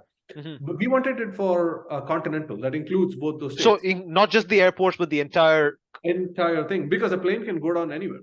Yeah, right? yeah. An airplane flying can run into a mountain anywhere. For one of the examples is, I mean, not a good example, but that German wings pilot suicide. Right? Yeah, exactly. So that can happen anywhere. So not just the right. Then we went to USGS, US Geological Survey. Yeah. They are primary, government terrain thing. And our company worked with them and we got the terrain data. Now that terrain data was, if I'm not mistaken, it was worth at least a few hundred gigabytes, if not in terabytes. Yeah, definitely. Yeah. We cannot put that entire data into GNATS. Now, for example, I want to give you GNATS as a software. I cannot give you 1 terabyte worth of software, right? Yeah. The challenge that I was presented with was to somehow boil down that entire terabyte of data into a couple megabytes. Such that, and in theory, it's possible, right? Because you can have a 4K image. And that is what, a few megabytes? That's it? Yes. So in theory, it should have been possible, but it required extremely sophisticated tools to be able to do that, software and stuff. It happened. I wrote a parser in C++ to get all that data. What's the format of this? I believe you must have worked with this digital elevation mesh data, right? DEM? Yes. Right. Digital elevation. But the problem was, what's the range of data, geographically? Because you can pick, you can get the data from USGS directly that has latitude, longitude information. But GNATS wanted a resolution of 100 meters by 100 meters. Okay. So what we did was we did 0.01 of a latitude. So we increment latitude and longitude by 0.01, and we created an entire grid over the US. Okay. And for each of those latitudes, we go and find the elevation and we store it somewhere. We did that for the entire US. I think that would definitely reduce the size by quite a lot. Huge. Yeah. Right? Yeah. Because I think the DEM data usually resolves up to 5 meters or something. Yeah. So that had that. And also, once we had that, because even if we have 100 meters, just imagine the entire continental US, you're incrementing latitude, longitude by 0.01. I was wrong. It was 1 meter. You have up to 1 meter resolution. Wow. Yeah. See, that's exactly. That's I was wrong. I was like 10. Yeah. But go on. I'm sorry. Yeah. So I mean, we basically extrapolated that value to what we required. So we had, but then even if you consider 100 meters by 100 meters for the entire US, you can imagine the number of data points. Yes. So once I got all that data, it came down from a terabyte, but it was still a few gigabytes. Yes. And we wanted GNATS to be under, I think 500 MB, 500 megabytes, something. It was still a few gigabytes. So what I did was I did a bunch of hashing. Because the real bottleneck was the data itself. Now, if you have the integral part, the integer part of latitude and longitude, then you don't need to write 37.01, 37.02, 37.03. You can remove those characters. You can remove you just wanted the integers and remove this thing, right? The minutes and all that? No. The other way around. You want the minutes and not the integer, because the integer is 37 point. 37. Oh, okay. Cool. You just have that. So we did a bunch of optimizations like this to reduce the things we have to save and store. And the data came down pretty, and the data size came down pretty quick. What is this data? Let's say you download your data from the source. What does it look like? What kind of, let's say somebody wants to open it and inspect it. The raw files, what do they look like? So they were basically, you mean the file format? Yeah. So the file format is something that I'm unfortunately bound by contract to not disclose. But it's an encoded version. It's basically their own encoding that they have, and they provide you with a parser to extract the data. Interesting. Okay. So just like Sherlock, Sherlock, you have it in a certain format. Yes. And then you have a certain library that you can use to decode it. Yes. It's their own proprietary version of encoding that USGS used. So that's how we did. But the data that we saved for each and every latitude, longitude, ultimately we compressed it in the form of a zip. So if you go to GNATS, you download GNATS, the terrain data comes in the format of a zip file. So that's what I encoded over there. So this took me like almost near like a few weeks at least to do this almost a month, I would say, to do this entire process. So then we were able to do this. And then the biggest part was, after doing all this, it did not work. I put in, Phoenix Airport is it a 1,135 Yes. the elevation? Yes. 1,135? Yeah. So I started testing using, and San Francisco is at 13 feet because it is sea level Yes. pretty much. That's why you see this ocean when you land, right? Yeah. I was putting in the Phoenix Airport's coordinates, KPHX coordinates, and it would not give me 1,135 for the life of me. Okay. Because once you have the latitude, longitude provided, then I had written a bunch of calculations to find where in the file should it go and look for the terrain altitude, right? And it's a whole bunch. It's basically a bunch of numbers. You line numbers. You go to this line, and then because you don't want to. So say for example, I asked for the elevation data for Phoenix. GNATS should not look for elevation data in the northeast. No reason to do so. So you had to break down into small chunks. So which file is it in? Which part of the file it is in? So there's a whole bunch of hashing and operations to do that. And there was a number that you had to multiply the latitude, longitude, the input by to find the exact row number for that location. The 8th decimal of that number was not accurate. Okay. And that was what was causing the entire error. And wow. Okay. So wait. So when you wrote that parser, so when you say that the 8th decimal was not accurate, what was that something that you had to put in, or was that something that happened in the middle of the processing based on the input you gave? No, so that number that I put when we say that the 8th number was not accurate, that number was involved in the process of finding which part of the terrain data to look at to find fields, right? So because the 8th decimal was not accurate, even if one row gets changed, you get an erroneous output. It has to be exactly the right one. So that parser was that was quite a challenge to do that. But then it was basically a trial and error. Try and see what's going wrong over and over and over. And ultimately we found it. And I still remember the time, I fixed that thing. And that error was also because of Python, because after 7 decimal, it rounds off whatever is there. So that's what was causing the whole thing. And there's finally a good use for like actually forcibly defining your data type to float 64 and all that, right? Yeah, like, because Python has assumed data types.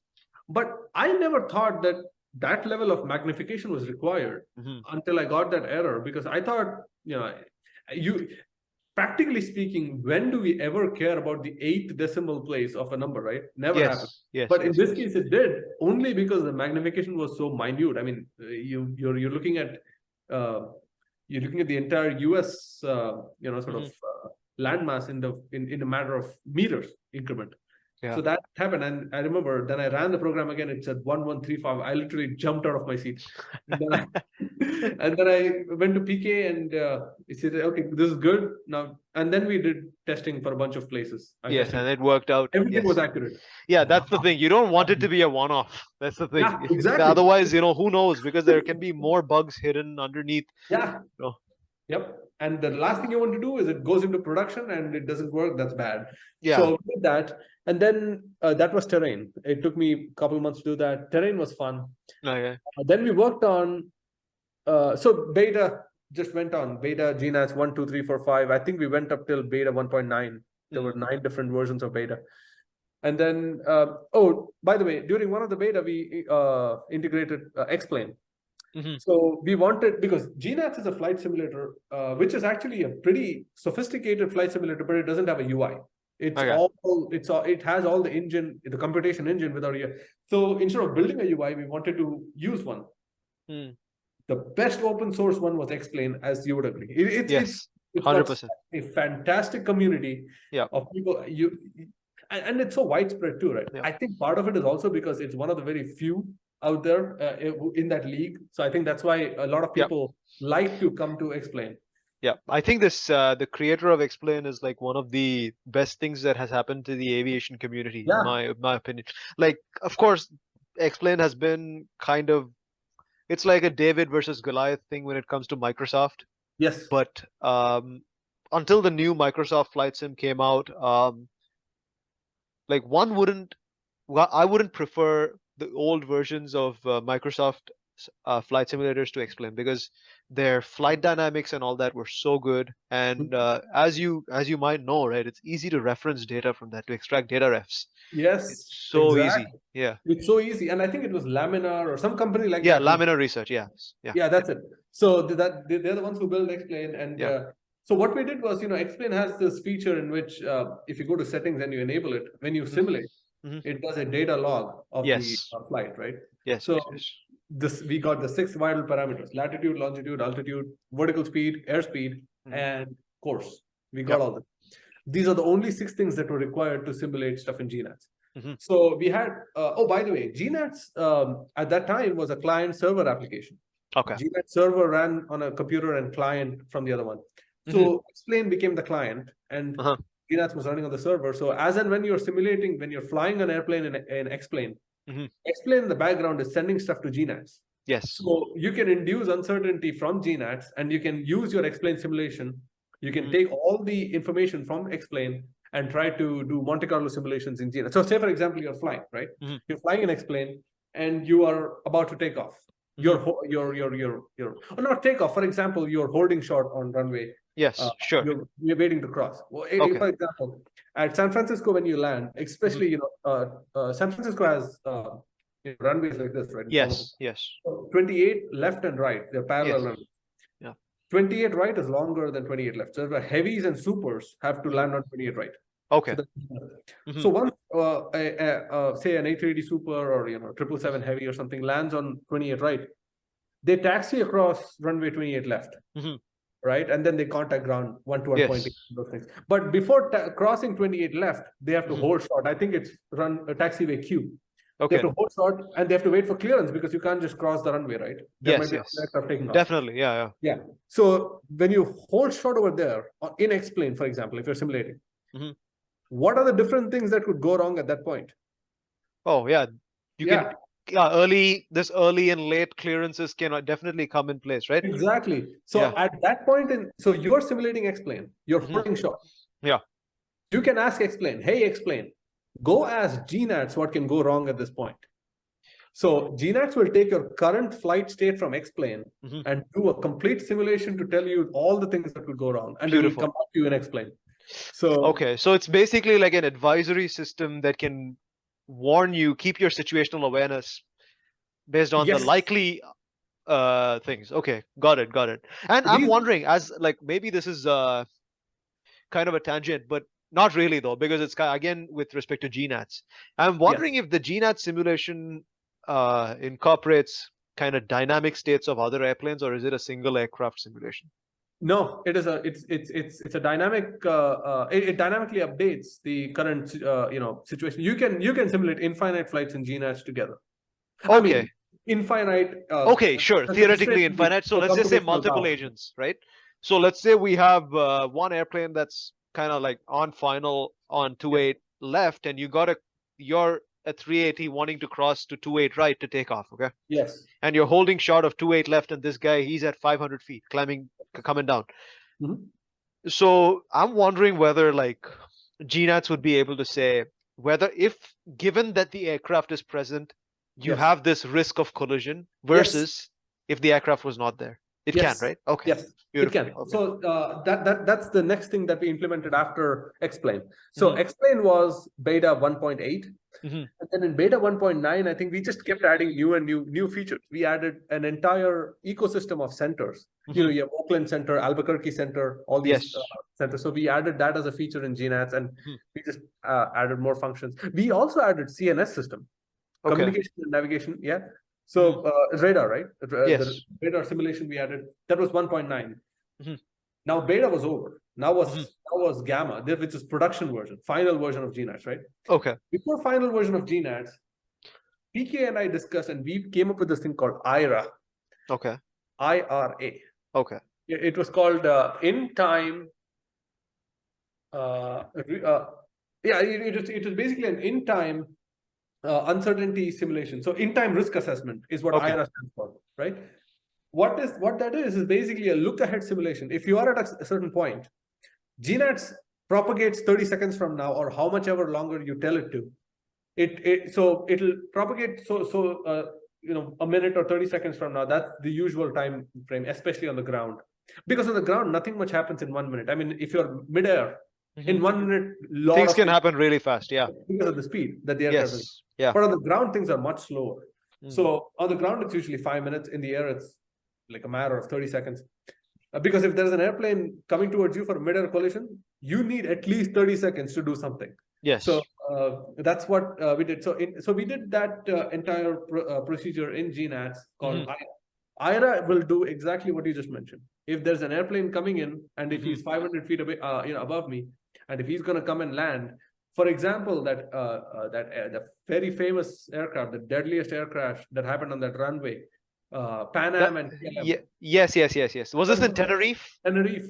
Yeah. Yep. They were supposed to land Canary Islands or something like that. And I think so. Yeah, it was the low visibility kind of crash. Exactly. Right. Pretty much no visibility, and I think it was 2 747s, right? They were standing on the opposite sides of the same runway. They went in for takeoff. Basically ran into each other. So that's what. So that something like that. So if two aircraft are going to run into each other, so when the aircraft were both at the threshold, they were going to start rolling down the runway. What GNATS would have done is it would have propagated the simulation for both the aircraft. Okay. And, hey, if you keep going, there's going to be a ground collision, so don't do it. Interesting. So it's basically a system. So this GNATS essentially, would I be right in kind of, if I wanted to rephrase this, would I be right in saying that GNATS basically has all of the airplanes information being streamed to it, and then it kind of does a forward projection of this, and then says, like, if for every, let's say, time step, it looks ahead 30 time steps more, and tells you, returns a prediction, right? Like this, when you deploy it, because I'm thinking about it when it's deployed into the real world. Yes. Each and every airplane in the real world is going to be the client, and the GNATS remains the server, right? Yes. Okay. Got it. So there's two ways to do it. I mean, the one thing is real-time simulation, which you give it, it simulates the current traffic. But for that current traffic, it can also do a look-ahead simulation. Okay. So it's a nested simulation within a simulation. So if you are currently simulating an aircraft, you want to know what is going to happen next in the simulation before simulating it. So that's when the look-ahead IRA in-time risk assessment comes in. Now, for that, we went back to FAA. We looked at the different things that could go wrong. I think we have 13 different categories. Okay. GCOL, GCO, which is ground collision. Okay. MAC is mid-air collision. RI, runway incursion. Runway incursion is when you're about to take off and another aircraft enters the runway. Yeah. Aircraft or even ground vehicles. Ground vehicles, yeah. TI, taxiway incursion, same concept with taxiways. And we have a same pair with excursion, runway excursion. Okay, that's when you exit the runway, right? The Southwest and Midway? Midway or in Burbank. Burbank happened when I was at ASU, I think, at the time. Oh, is it? Okay. ASU, I might have just left ASU at the time. That's when it happened. In fact, one of the famous ones is the Potomac incident, where it just basically, it was... the DC, Washington, DC one, right? Yeah. Get off the runway and just basically almost fell in the river. So, so that's excursion. So we did. So I basically, in my final year at OSI, we worked on this production 1.0, and I had a blast. I had a great time, basically, writing all the protocols and, flight control laws for these things, as to how this can happen, also encoding it in software.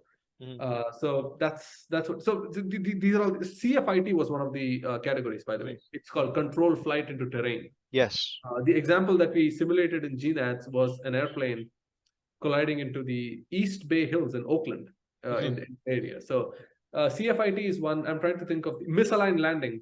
Sometimes airplanes land on the wrong runway. So one of the classic examples, Air Canada flight, is it 867 or something like that? It was coming into Toronto or somewhere, right? Coming from Toronto. It was supposed to land in. It was supposed to land at KSFO. Okay. Right. It lined up with the taxiway instead of the runway. Oh, okay. Yeah, that happens more frequently than people think. Yeah. Like exactly. That's at least I've heard of news reports at least once a year. That's the frequency I've seen, and I wasn't like looking into these events. Yeah, exactly. So that was one. But that pilot, I mean, fortunately, the whole thing got averted because there were airplanes lined up, for takeoff. Because before hitting the runway, that's where the lineup, right, on the taxi. Yes. So this Air Canada, if that guy had landed, oh, that would have been bloodshed right there. I mean, Yeah. the aircraft taking off, and just imagine they're standing on the taxiway, waiting for the turn to take off. So they're loaded with fuel. Yeah. Right. That's another factor. So these are the different. It's called AOC, Aviation Occurrence Category. That's the acronym for it's official. I mean, this is not. Initially I just used to toss these names here and there. I used to change them as I want, but then I realized that these are official names by FAA. Misaligned landing, ML. You can't change these things. I mean, these are all the things that were so to see. So now, how would you know if there's going to be CFIT? Only way to do that is to have that look ahead IRA simulation, right? Of course. While simulating, you further simulate to see what's going to happen. So that was IRA, and IRA was the biggest addition to GNATS that we did in the last part of production when it went to production. So that was production 1.0. Okay. And then there were quite a few issues to fix with IRA. Some people wanted some modifications, especially Dr. Shankar and Mahadevan from Vanderbilt. You might have worked with him. Yes. So he wanted some changes with that. He wanted some more weather modeling in there. So we did that. Weather we got from NOAA, by the way.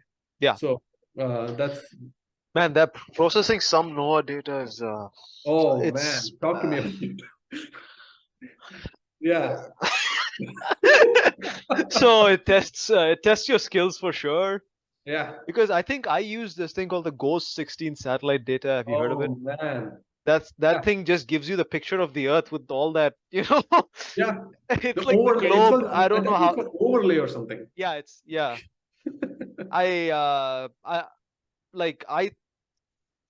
that's one of those things which made me reconsider certain aspects of the scope of my project, because there's only like a few months left, right?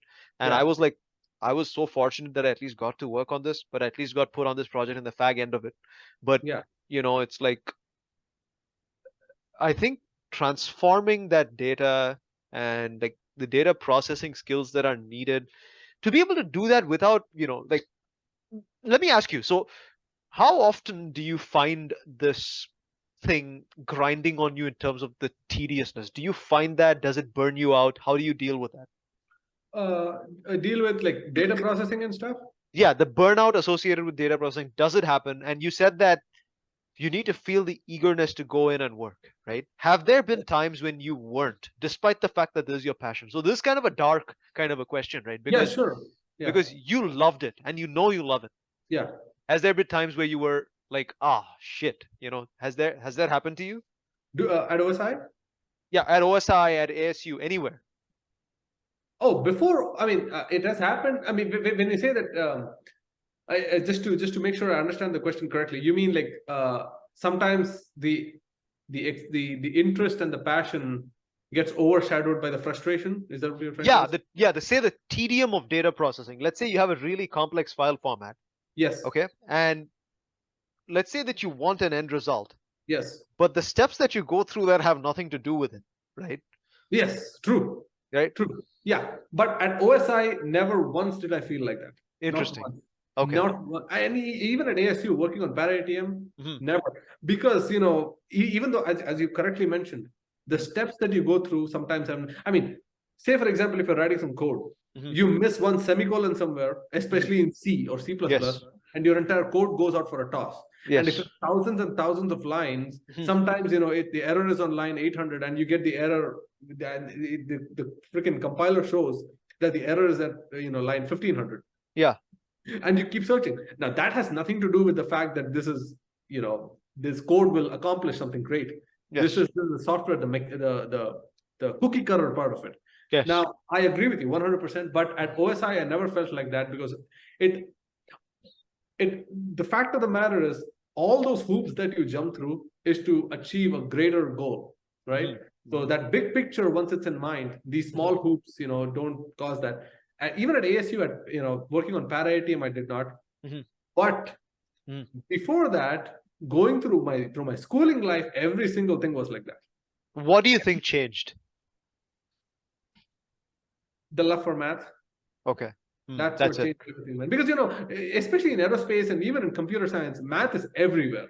Literally everywhere. You cannot do computer science, or you cannot do aviation or air traffic management, anything. You need mathematics in some way, shape, or form. So that adds a little bit. You have a whole mix of a bunch of things, right? You have code that doesn't work, you have frustration, but there's one magic ingredient called math gets mixed in, and everything gets suddenly everything becomes fine and dandy, so to speak. But to quote George Carlin. Yes. But yeah, so that's what happened. But of course, with OSI, because it was all aviation, and getting to work with so many pretty much industry leaders in aviation, right? These are people who run the entire aviation business. Yeah. So, by the way, even in India, so that's one thing that happened when I was at OSI. I got my H-1B work visa approved. Confidently, I went to India, saying, because if you get it approved in the US, once you go to India, you need to get your visa stamped on the passport at the consulate before coming back. I went to the consulate. The officer asked for my passport. In 5 seconds, he said, "Nope, ain't giving you H-1B." I said, "What?" He said, "You're going to," because once you put in your passport, they get all your information, right? They found out that I'm working on air traffic management with FAA, NASA, and some of my work was also some other entities that I'm not allowed to talk about, right? Some secret stuff which they didn't like. Okay. You are an international person working on such sensitive data. We have to do a complete background check on you. So I was stuck in India for 3 months. Almost 4 months doing the background check. This was end of 2019, just before COVID. I was stuck there, and I didn't want to just sit. So you must have been at OSI, right, at the time? I was at OSI, but the problem was I could not work remotely because of because NASA's contract. I had to be inside OSI to work. So I went on unpaid time off to India, and they asked me to wait. The worst part was the wait time can be anywhere from 1 week to 180 days. Oh, that's wow, the that's window 6 months. Yeah, okay. for the background check. So I didn't want to just sit. And if you say during that background check, if I just sit in India doing nothing, then idle minds is a devil's workshop. You constantly think of that.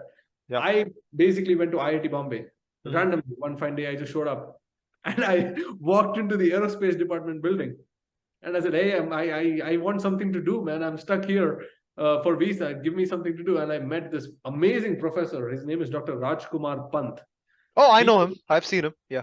There you go. Okay. Yeah, one of my aerodynamics professors, flight mechanics and introduction to aerospace engineering professor, same person. He did his PhD, just graduated from him, like the aerostat guy, right?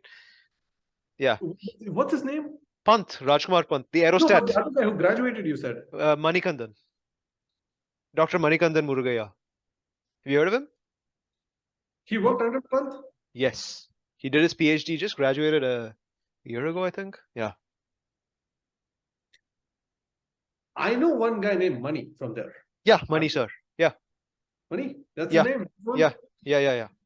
Okay, because Was he a PhD student at the time? Yeah, so at the time he was, yes. Yeah, he is. Yeah, should have been. Yeah, because he started his PhD when I think just after or just during the time. Okay. Like a year before I started my PhD. Yeah. Oh, yeah. So yeah, small world, man. Yeah. I just walked into his room. Professor Pant was sitting there. Like, is it like when you went in 2019, right? Yeah, this was winter of 2019. Yeah, that should be the time, because I think I'm talking about the right person, because of course, that was because Pant sir was also like an adjunct professor at Manipal when I was doing that. So he gave a guest lecture, we attended. Nice. And it was on aerostats, That's his yeah thing. I hope he doesn't see this, but one of the things that I've seen, one of the things we used to say about him was like, he's doing research on aerostats and he looks like one. So man, yeah. No, but that was again, see, good things happen. The only reason I was able to go to IIT was because my visa got delayed, right? So I went there. This was, I think, if not the next day, if not the same day, it was the next day after my visa interview. I just went there, and he was sitting in his lab, and I said, "Hey, I didn't even know who he was, right?" I said, "Are you a professor?" He said, "Yeah." And I wrote him I had written him an email, and then he called me. I said, "Are you Professor Pant?" He said, "Yes." So we talked. He had a PhD student. His name is, he's Dr. Keshav Sharma, but at that time he was a PhD student. He was the regional director for Airports Authority of India. He oversaw 33 Indian airports. Period. He oversaw them. He was the chief air traffic controller, I think, for 27 years for Mumbai. Mumbai, and then he went to Delhi, and then he came back to Mumbai. Okay. So he was the one who deals with like politicians and stuff later on when he was director to run the civil aviation business in India in the Western region. Oh, okay. Interesting. He had been doing his PhD since he was, I believe, an air traffic controller. Like he started at that time and then he kept going. And he was doing it part-time, like whenever he got the time. Yeah. Okay. Part-time, not just part-time, and then he also took a lot of breaks in between because he was working. Because being an air traffic controller, your bandwidth is a really stressful job. So so at that time he was there, but fortunately, he wanted someone to help him out and help him with his research and collaborate and stuff like that. And I showed up, and Professor Pant immediately told me, you can go work with him. And we basically had a blast again. I mean, because he was an air traffic controller, he was a chief air traffic controller. He could send out one email to Mumbai Air Traffic Control Services, and he was able to invite 60 real-time, real air traffic controllers to come and perform experiments for him. Wow. Like, for example, we cannot even dream of having real air traffic controllers and perform experiments to get data. That is the best data that you can get. So they came in, they did the experiment, we got data, we got electroencephalography data, we got eye tracking data for situational awareness and stuff for 3 months. Everything. In fact, it got to a point where I was hoping that the visa doesn't come through soon so that I can do that job, do that work. So 3 months I worked there, and then we basically accelerated his entire PhD. We did that, and amazing time, man. Amazing time. It was. It's good that you got that collaboration right there too. Yeah. That's given that like this, but I think one common theme that I see is like grabbing opportunities when you see it. So I think like I have like because in this like I guess this kind of like let's just call it the third phase of this conversation we're having. I just want to talk about like a few questions regarding what would your suggestions be. The first one to folks who are youngsters still in high school who are interested in STEM. Let's say they're not the smartest cookies in class. Okay, they're a bit distracted here and there. What would you tell to them? Like if they want to have a prayer, or if they want to succeed. Let me not put it the most cynical way. I've been listening to too much George Carlin, but yeah. So the number one thing I would say is find what gives you the most joy, first of all, because that's what your interest is, right? Because without interest, it's very hard to power through something. That's the number one thing. Of course, now this is a lot easier said than done. Sometimes there's constraints wherein, either family constraints, financial constraints, where you have to sort of actively go against your interest to do something. But always know that at some point you got to come back to that. Once you diverge off your path. That's a must. It's not like you should. It's not like you may or you might. I think it's a must. I agree. You have to do it, because if not, because what you do as part of work is only a part of life. You need to enjoy that, man. Else it's not worth it. It's not worth doing something that you don't enjoy. So that's why, as you mentioned, the thing about being grateful. I'm going to be eternally grateful, because OSI was my first full-time job. Period. First ever. After masters, I joined there, and I could not have asked for a better debut, to use a cricket analogy. That is something that they'll have to see and find out what they want to do. Number one. Yes. Second is expand the boundaries of what is expected out of you. Because, say for example, if you're really interested in space, not aerospace but space in general, then if you're studying aeronautical space or astronomy or whatever it is about space, go above and beyond what is being expected out of you when it comes to, for example, curriculum in college. In college, more often than not, unfortunately, is like you they ask you to read a bunch of books, go take an exam, you get the degree or something. But the more you try to, sort of get in touch with the industry, like from my example, the only reason I got that job is because when I was studying at ASU, I also did this other research project in which PK got involved, and then I went in there, right? So that always helps. First of all, that will help you stay on track, and secondly, the most important thing, that will help you build your connections. So the networking with the industry, that is key. That is number one. And third, a lot of people want to do their own thing. What I mean by, I have a lot of friends, they say, especially in the US, it's very common for people to say, I want to do my own thing. Own thing is starting their own venture, starting their own business. They don't want to be employed by someone. They want to be their own boss, for example, right? If you want to do that, that's great, but make sure you have a backup. You have a fallback option, both financially and career-wise. Because you see, being out of a job for a while is extremely detrimental, because if you work for 5 years, then you don't work for 2 years, and then you apply for a job, they'll ask you, what did you do in those 2 years? Now, it's one thing if you went and got a degree, right? You can justify not working for 2 years. But if it was a gap due to some factors that you caused, then that usually has a ripple effect into your career. You don't want that. So these are the main things that I would say, and try this is something that they should learn from you. You kept it generic with mechanical engineering instead of aerospace, right? You came up being generic usually helps, because that opens up more doors.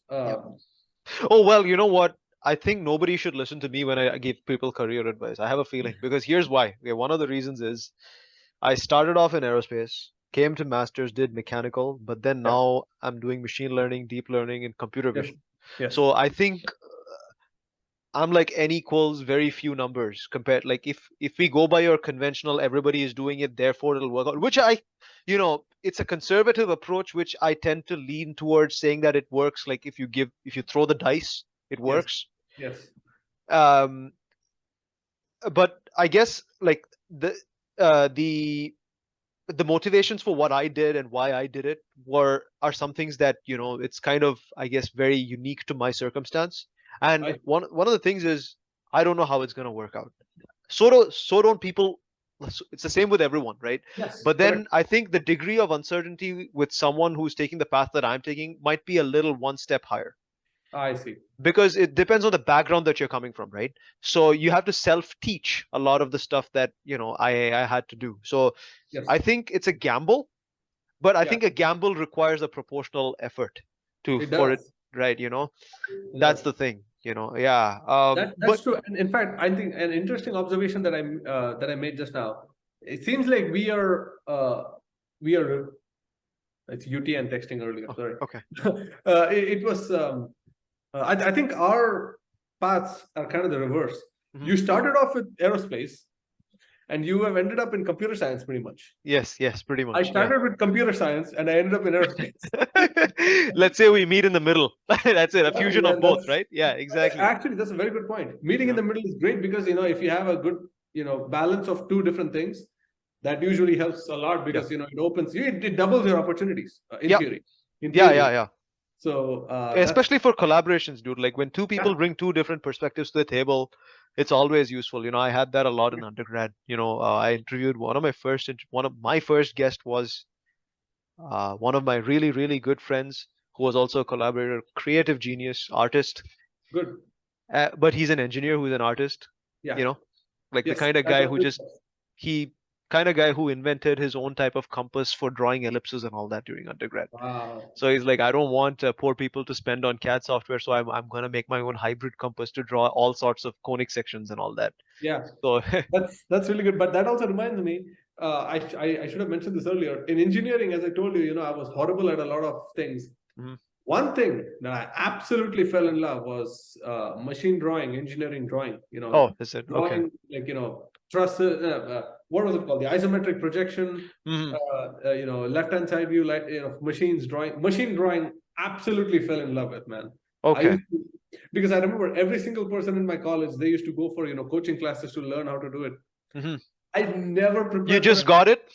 I don't know how. I don't know how, Yep. man. I literally, I never even studied for it. I never prepared for it. I just went and took the exam. Yeah, And I think it's the same brain pathway that made you make the decision for like, I get to fly 3 more hours. Yeah. Yeah, it's the same component But of as the I told brain you, that's man, working at the there. time, Yeah. at the time, I didn't tell anyone. That's the reason I chose ASU. Now I would people have will said, know, if you share this with your parents, they'll know, that's the thing. no, I told them last year. Oh, okay, very good. But Okay. I didn't tell them at the time, else they wouldn't allow me. Yeah. I told them last year, and I still remember. I told one of my friends. He studied undergrad with me. He went to University of Maryland, and I think now he's working for one of the big companies in Silicon Valley. I told him recently that hey, that's the reason why I did it. He literally took off his shoe and came, running after me, like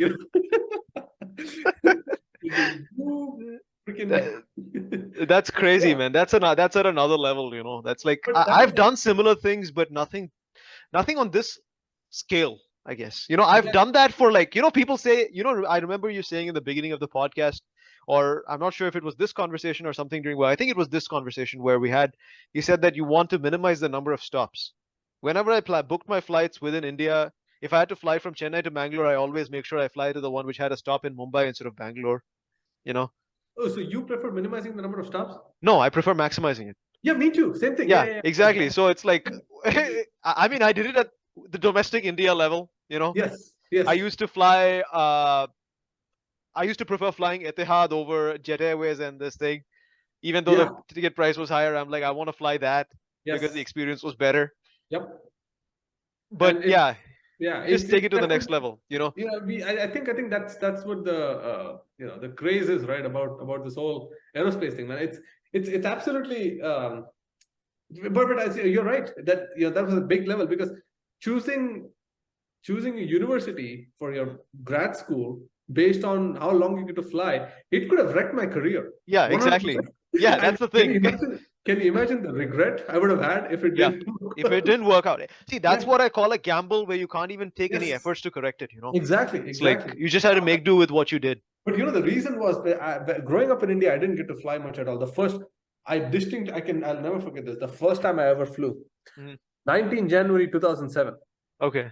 7:05 departure Mumbai, 8:50 a.m. arrival Chennai. Okay. Indian Airlines. It was, at the time, those days. Okay. Indian Airlines changed its name to Indian at the time. Oh, yes. Yeah, with the new livery and all that, right? Yep. Yeah. Indian flight IC 972. Okay. Registration of the aircraft was VTSCA. What the fuck? Remember that? Was it a 320? Huh? Was it a 320? Yes, 319. 319, is it? I think all of Indian Airlines 320s had that double bogey landing gear. Do you remember that? Yes, but I think it was either a 319 or a 320. It might have been a 320 actually, as you said. But the one thing that I still remember was that it was I was walking into the airport. I was hoping and praying that it had the Indian livery. Just for some reason. The one with the wheel at the back, or the old one? Oh, the new one. Okay. Yeah, the old one was the orange tail with the IA written in white. Yes. So I wanted the new one just because it felt cool. Yes. So I walked into the plane and I sat in there. I remember the takeoff, the departure was delayed 8 minutes. I still remember that. And I took off and I landed in Chennai. I still remember landing in Chennai. There were Air India 747s parked all over the. Wow! Holy shit! That's 2 or 3 of them. I saw 2 or 3 of them. That's interesting. I mean, these days it's the only place you see the 747s is actually in Mumbai's hangars. Yes. Yes. In my the place where we live in Mumbai, it is right now, right? The flat that we have in Mumbai, that building is probably 7 to 10 minutes away from the airport. That's it. Okay. It's almost an 8-story building. If you go to the terrace, you get a direct view of the runway. Oh, wow. You look at those hangars there, right? Those hangars, they're very famous hangars. Yes. I've never seen those hangars empty without Air India airplanes in there. There's always Man. I mean, all of us friends used to go to the terrace. We used to plane spot all the time. I used to go there. There is a place called Kurla in Mumbai. Yes, I know. So if you go to Kurla, that is the entrance of 14, right? Mm-hmm. I think 14, right? Yeah. No, 14. No, It doesn't 14. have no. That's It's just not right. 14. No, Yeah, yeah, 14. 14. Yeah. Yeah. That entrance of the runway, the only thing that was separating the highway from the Uh-huh. runway was a Okay. big wall. Okay. Mm-hmm. And someone had made a huge hole in the wall. What? Yeah, you can just. I used to stand there and watch. There was a temple. I remember that. You could, if you, it's a small hill, and Uh-huh. there's a temple on top. If you go behind the temple, you Uh-huh. see this hole. Okay. And I used to stand there. I don't know how many tons of jet fuel I must have inhaled over there, because that's where the aircraft starts to take off. That's where it. Have you heard the TNCM airport, Saint Which one? Martin, Saint Martin? Yes, I know Saint Martin. Is it the one in which the aircraft lands just over the beach? Yes. So Yes. you're basically experiencing that in Mumbai because of the hole in the wall, is Yeah, it? pretty much. Pretty You much. must have. Were you able to feel the jet blast? Was it that close? Yes. Oh But wow. the good thing Uh-huh. was, it wasn't directly behind the airplane. It was to the side of it. Oh, okay. So you feel a little bit, but not too much. Not so much to blow you away. But Yeah. but it was there. Like, it used to be windy all the time. Mhm. I used to stand there, watch airplanes, and guess what? It was never enough. I never wanted to leave that place. I used to stand there, and yeah. We need to do this, man. Like, if you're still up for it, I used to go. I went a couple of times only to Phoenix. I used to go to PHX up on top of the 9th floor Yeah, over T4. yeah, So above the parking lots, you can just stand up top and view all the planes. Like, especially yeah. like if you go at around 5:30 or 6 o'clock in the Oh, evening, that's you peak see hour, the right? British Yeah. Airways 350 landing. It used to be a 747. I used to Mhm. time it so that the 747, I could witness the 747 landing. Yeah. Oh, Like, that thing I also used to do in Mumbai. I used to have alarms set at, like, the 3:20 in the morning. Why? Yeah. Because this, I don't know, this Korean 747 cargo oh, need to come. Just wake up just to look at it. And early mornings when all the heavy comes, right? All the oh heavy. yeah. And what I used to do was, I had premium subscription for Flight Router 24. Uh-huh. I had gotten it for my Flight Router BTech project. Okay. So I got it, and I used to watch airplanes. Oh, this airplane is going to come to land. Take the elevator, go to the terrace, and watch it land, and come back, and then go to the next airplane. What's next? What's next going to come? So I used to do that all this time, all of the time. And then the icing on the cake of all of this was when I was working with IIT. I was working with Dr. Keshav Sharma on his PhD. He was air traffic controller for 27 years, right? Yes. We need to get something out of him. Yes. I told him I want to go to the control tower. Oh wow, Mumbai Control Tower. Okay. Yeah, the new one. Yes. He made one phone call. That's it. That's all it was required. You can go there, tell my name. I literally got VIP treatment out there. Because this guy used to run that entire tower. Yeah, of course, definitely, right. I mean, I think India, it works that, like, again, it says, like, it's about going out there and speaking to people and putting yourself out there. Exactly, man. Exactly. Like, if I think anybody who's watching this who is like in high school, the best lesson that you guys can get out of Hari's story is like, or even to some extent, my story, but not as much as him, because obviously, as you can see, like, he's done, like, taken that step. I think it's about being brave and it's okay to be crazy, right? That's a good point, Raul. And I think the one thing that I not learned, but I heard from someone a long time ago is, if you want something, and someone you think has it. For example, this ATC tower visit, right? I wanted it, and I know this guy could make it happen. The one good way to think about it is, the worst is they'll say no. That's it. Yes. But only asking opens up some chance. Yeah. Right? You can open up chance only by asking. If you don't ask, there is no chance. There's no way you're going to get it without asking. Yes. You have to ask it, unless, of course, luck plays out, and you don't want to consider that. But if Murphy's law, it's never going to happen. Luck's never going to happen to you unless you make it happen. Exactly. Yeah, and it's not going to happen, and you definitely cannot depend on it. That's the second, most important thing. So it never hurts to ask anything. It never hurts to ask anything. One such example, when I was in California, you see those license plates behind there? Yeah. The flights one? Yeah. Oh, okay. What's that? What's the story behind that? I'll show you. So, when I was in California, I got, when I was doing my master's, that's when I got a car in Arizona, right? It's a used car. And when I moved to California, I had to change the license registration to California, right? And they said that you can have your own name, like you can put your own name as your thing. I asked them, can I put something else? Because they don't allow offensive stuff. You cannot put offensive stuff, so they're pretty picky of what you can get. I told them I want flights as the name. Ah, beautiful. Okay. And this is my California license plate. Wow, that's so good, man. That's amazing. This is the license plate that I had in California for 4 years. And then you see December 2022, it expired this month. And I changed to Arizona this month anyway. You're gonna keep it as flights, or do they not allow that? They allowed it in Arizona, but I am a student again, so I have to save some money. This costs more, by the way. If you want your own stuff, you got to pay more. Okay. So I said, nah, okay. Not really. But the other reason too is because I had flights on my car so far, right? And this is a short way of giving away your location.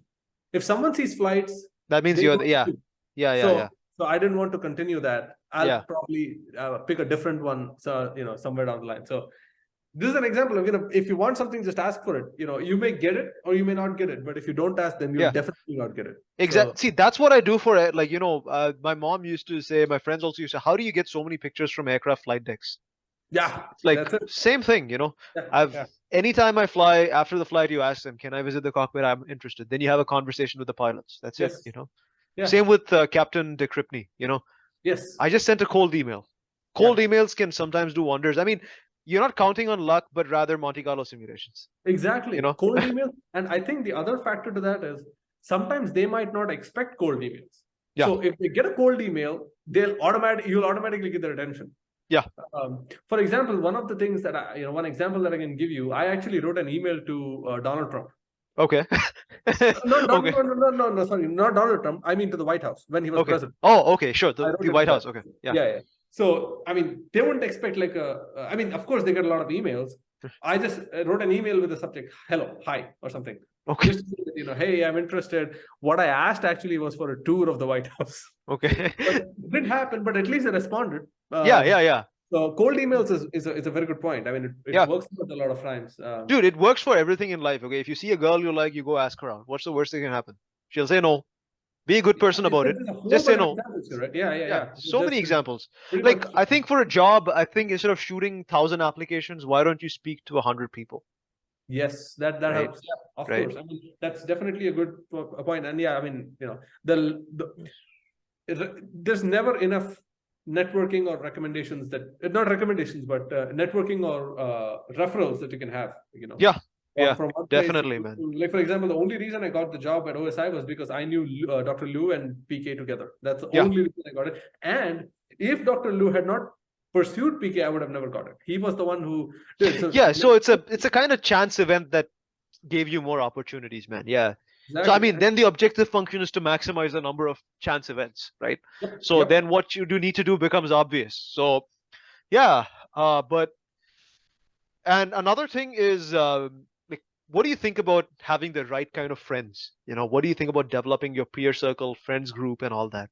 Would you say that there are things that youngsters shouldn't do and should do, or can they? Are you talking professionally or socially? Both. Let's say both, because I feel like both of them kind of meld when it comes to friends. Yeah. Oh, 100%. I completely agree. Because in my undergrad, my best friends were often ones who I was in the workshop at night at 2 a.m. Yeah. So, I mean, when it comes to picking your circle, as you said, both of them playing, so you got to pick the balance. You got to pick strike the right balance there. So when you want to pick your friends or your group circle in college or whatever, then you got to have some people that you can talk about your work. For example, if it's a chemical engineer, then that person needs to have people who are also either chemical engineering students or know about chemistry or are interested in chemistry, more importantly. Yes. But then that cannot be their life. They need to have something outside of chemical engineering to talk about as well. So it needs to be a diverse mix of things. For example, one of my friend circle, believe it or not, have you seen on History TV, there is a show called, I'll spell it out, PAWN, Pawn Stars. Yes. Yeah. I actually went to Las Vegas to that shop, and I actually at the time I made a group of pawnbrokers, and I used to, because I love that thing. I love that whole concept of pawning. So, and of course, I had the entire aviation circle to do this, and that aviation circle includes PK, Professor Pant, and Dr. Lou and stuff. UTN, all these people. So you have to strike the right balance between the two. The kind of people you want to avoid, to be honest with you, is someone who is limiting your abilities. And I don't care if it's friends, professors, anyone. If they're trying to hinder your progress, then in some way, shape, or form, you gotta not cut them off or anything, but at least make sure that they don't make you divert from what your path should be. Yes. So that's what I would. Yeah, that's that just some advice is hard to hear, I think, and that is one of those things. No matter how much you might like them, sometimes you got to do what you got to do. Yeah, and that doesn't mean that you need to have any sort of any hard feelings or anything for them. I mean, but just make sure that that boundary is clear. Like they should not be able. Like for example, I had a teacher the best example, that teacher who told me that I'll never graduate high school. Yeah. If I had respected her, then I would have never graduated it. So that's what. Yes. Yes. 100%. Yeah. Those things really matter.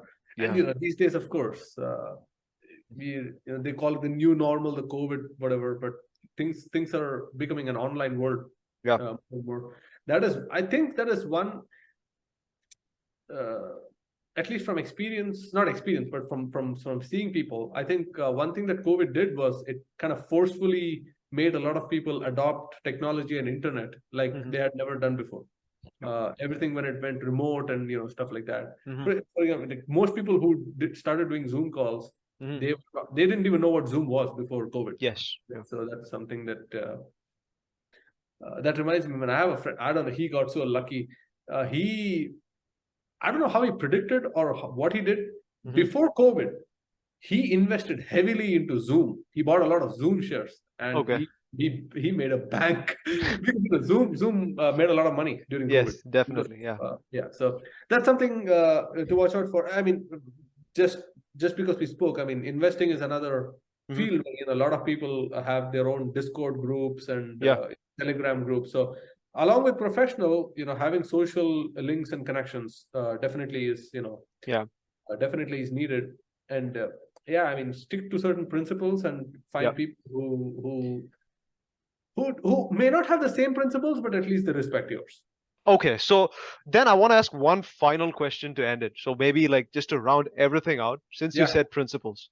So if you have to give me the top 3 principles that you follow, that you would never deviate out of, what would they be? If you can list 3 of your top non-negotiables in your life.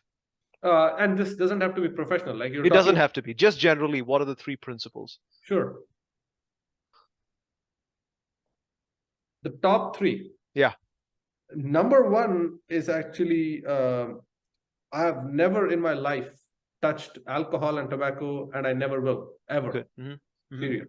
That's my first number 1 principle. Yep. Second principle is I've never touched non-vegetarian food. I'll always remain a vegetarian. Okay. In fact, I'm borderline vegan at this point. I mean, I'm losing taste for milk. And so wow. Okay.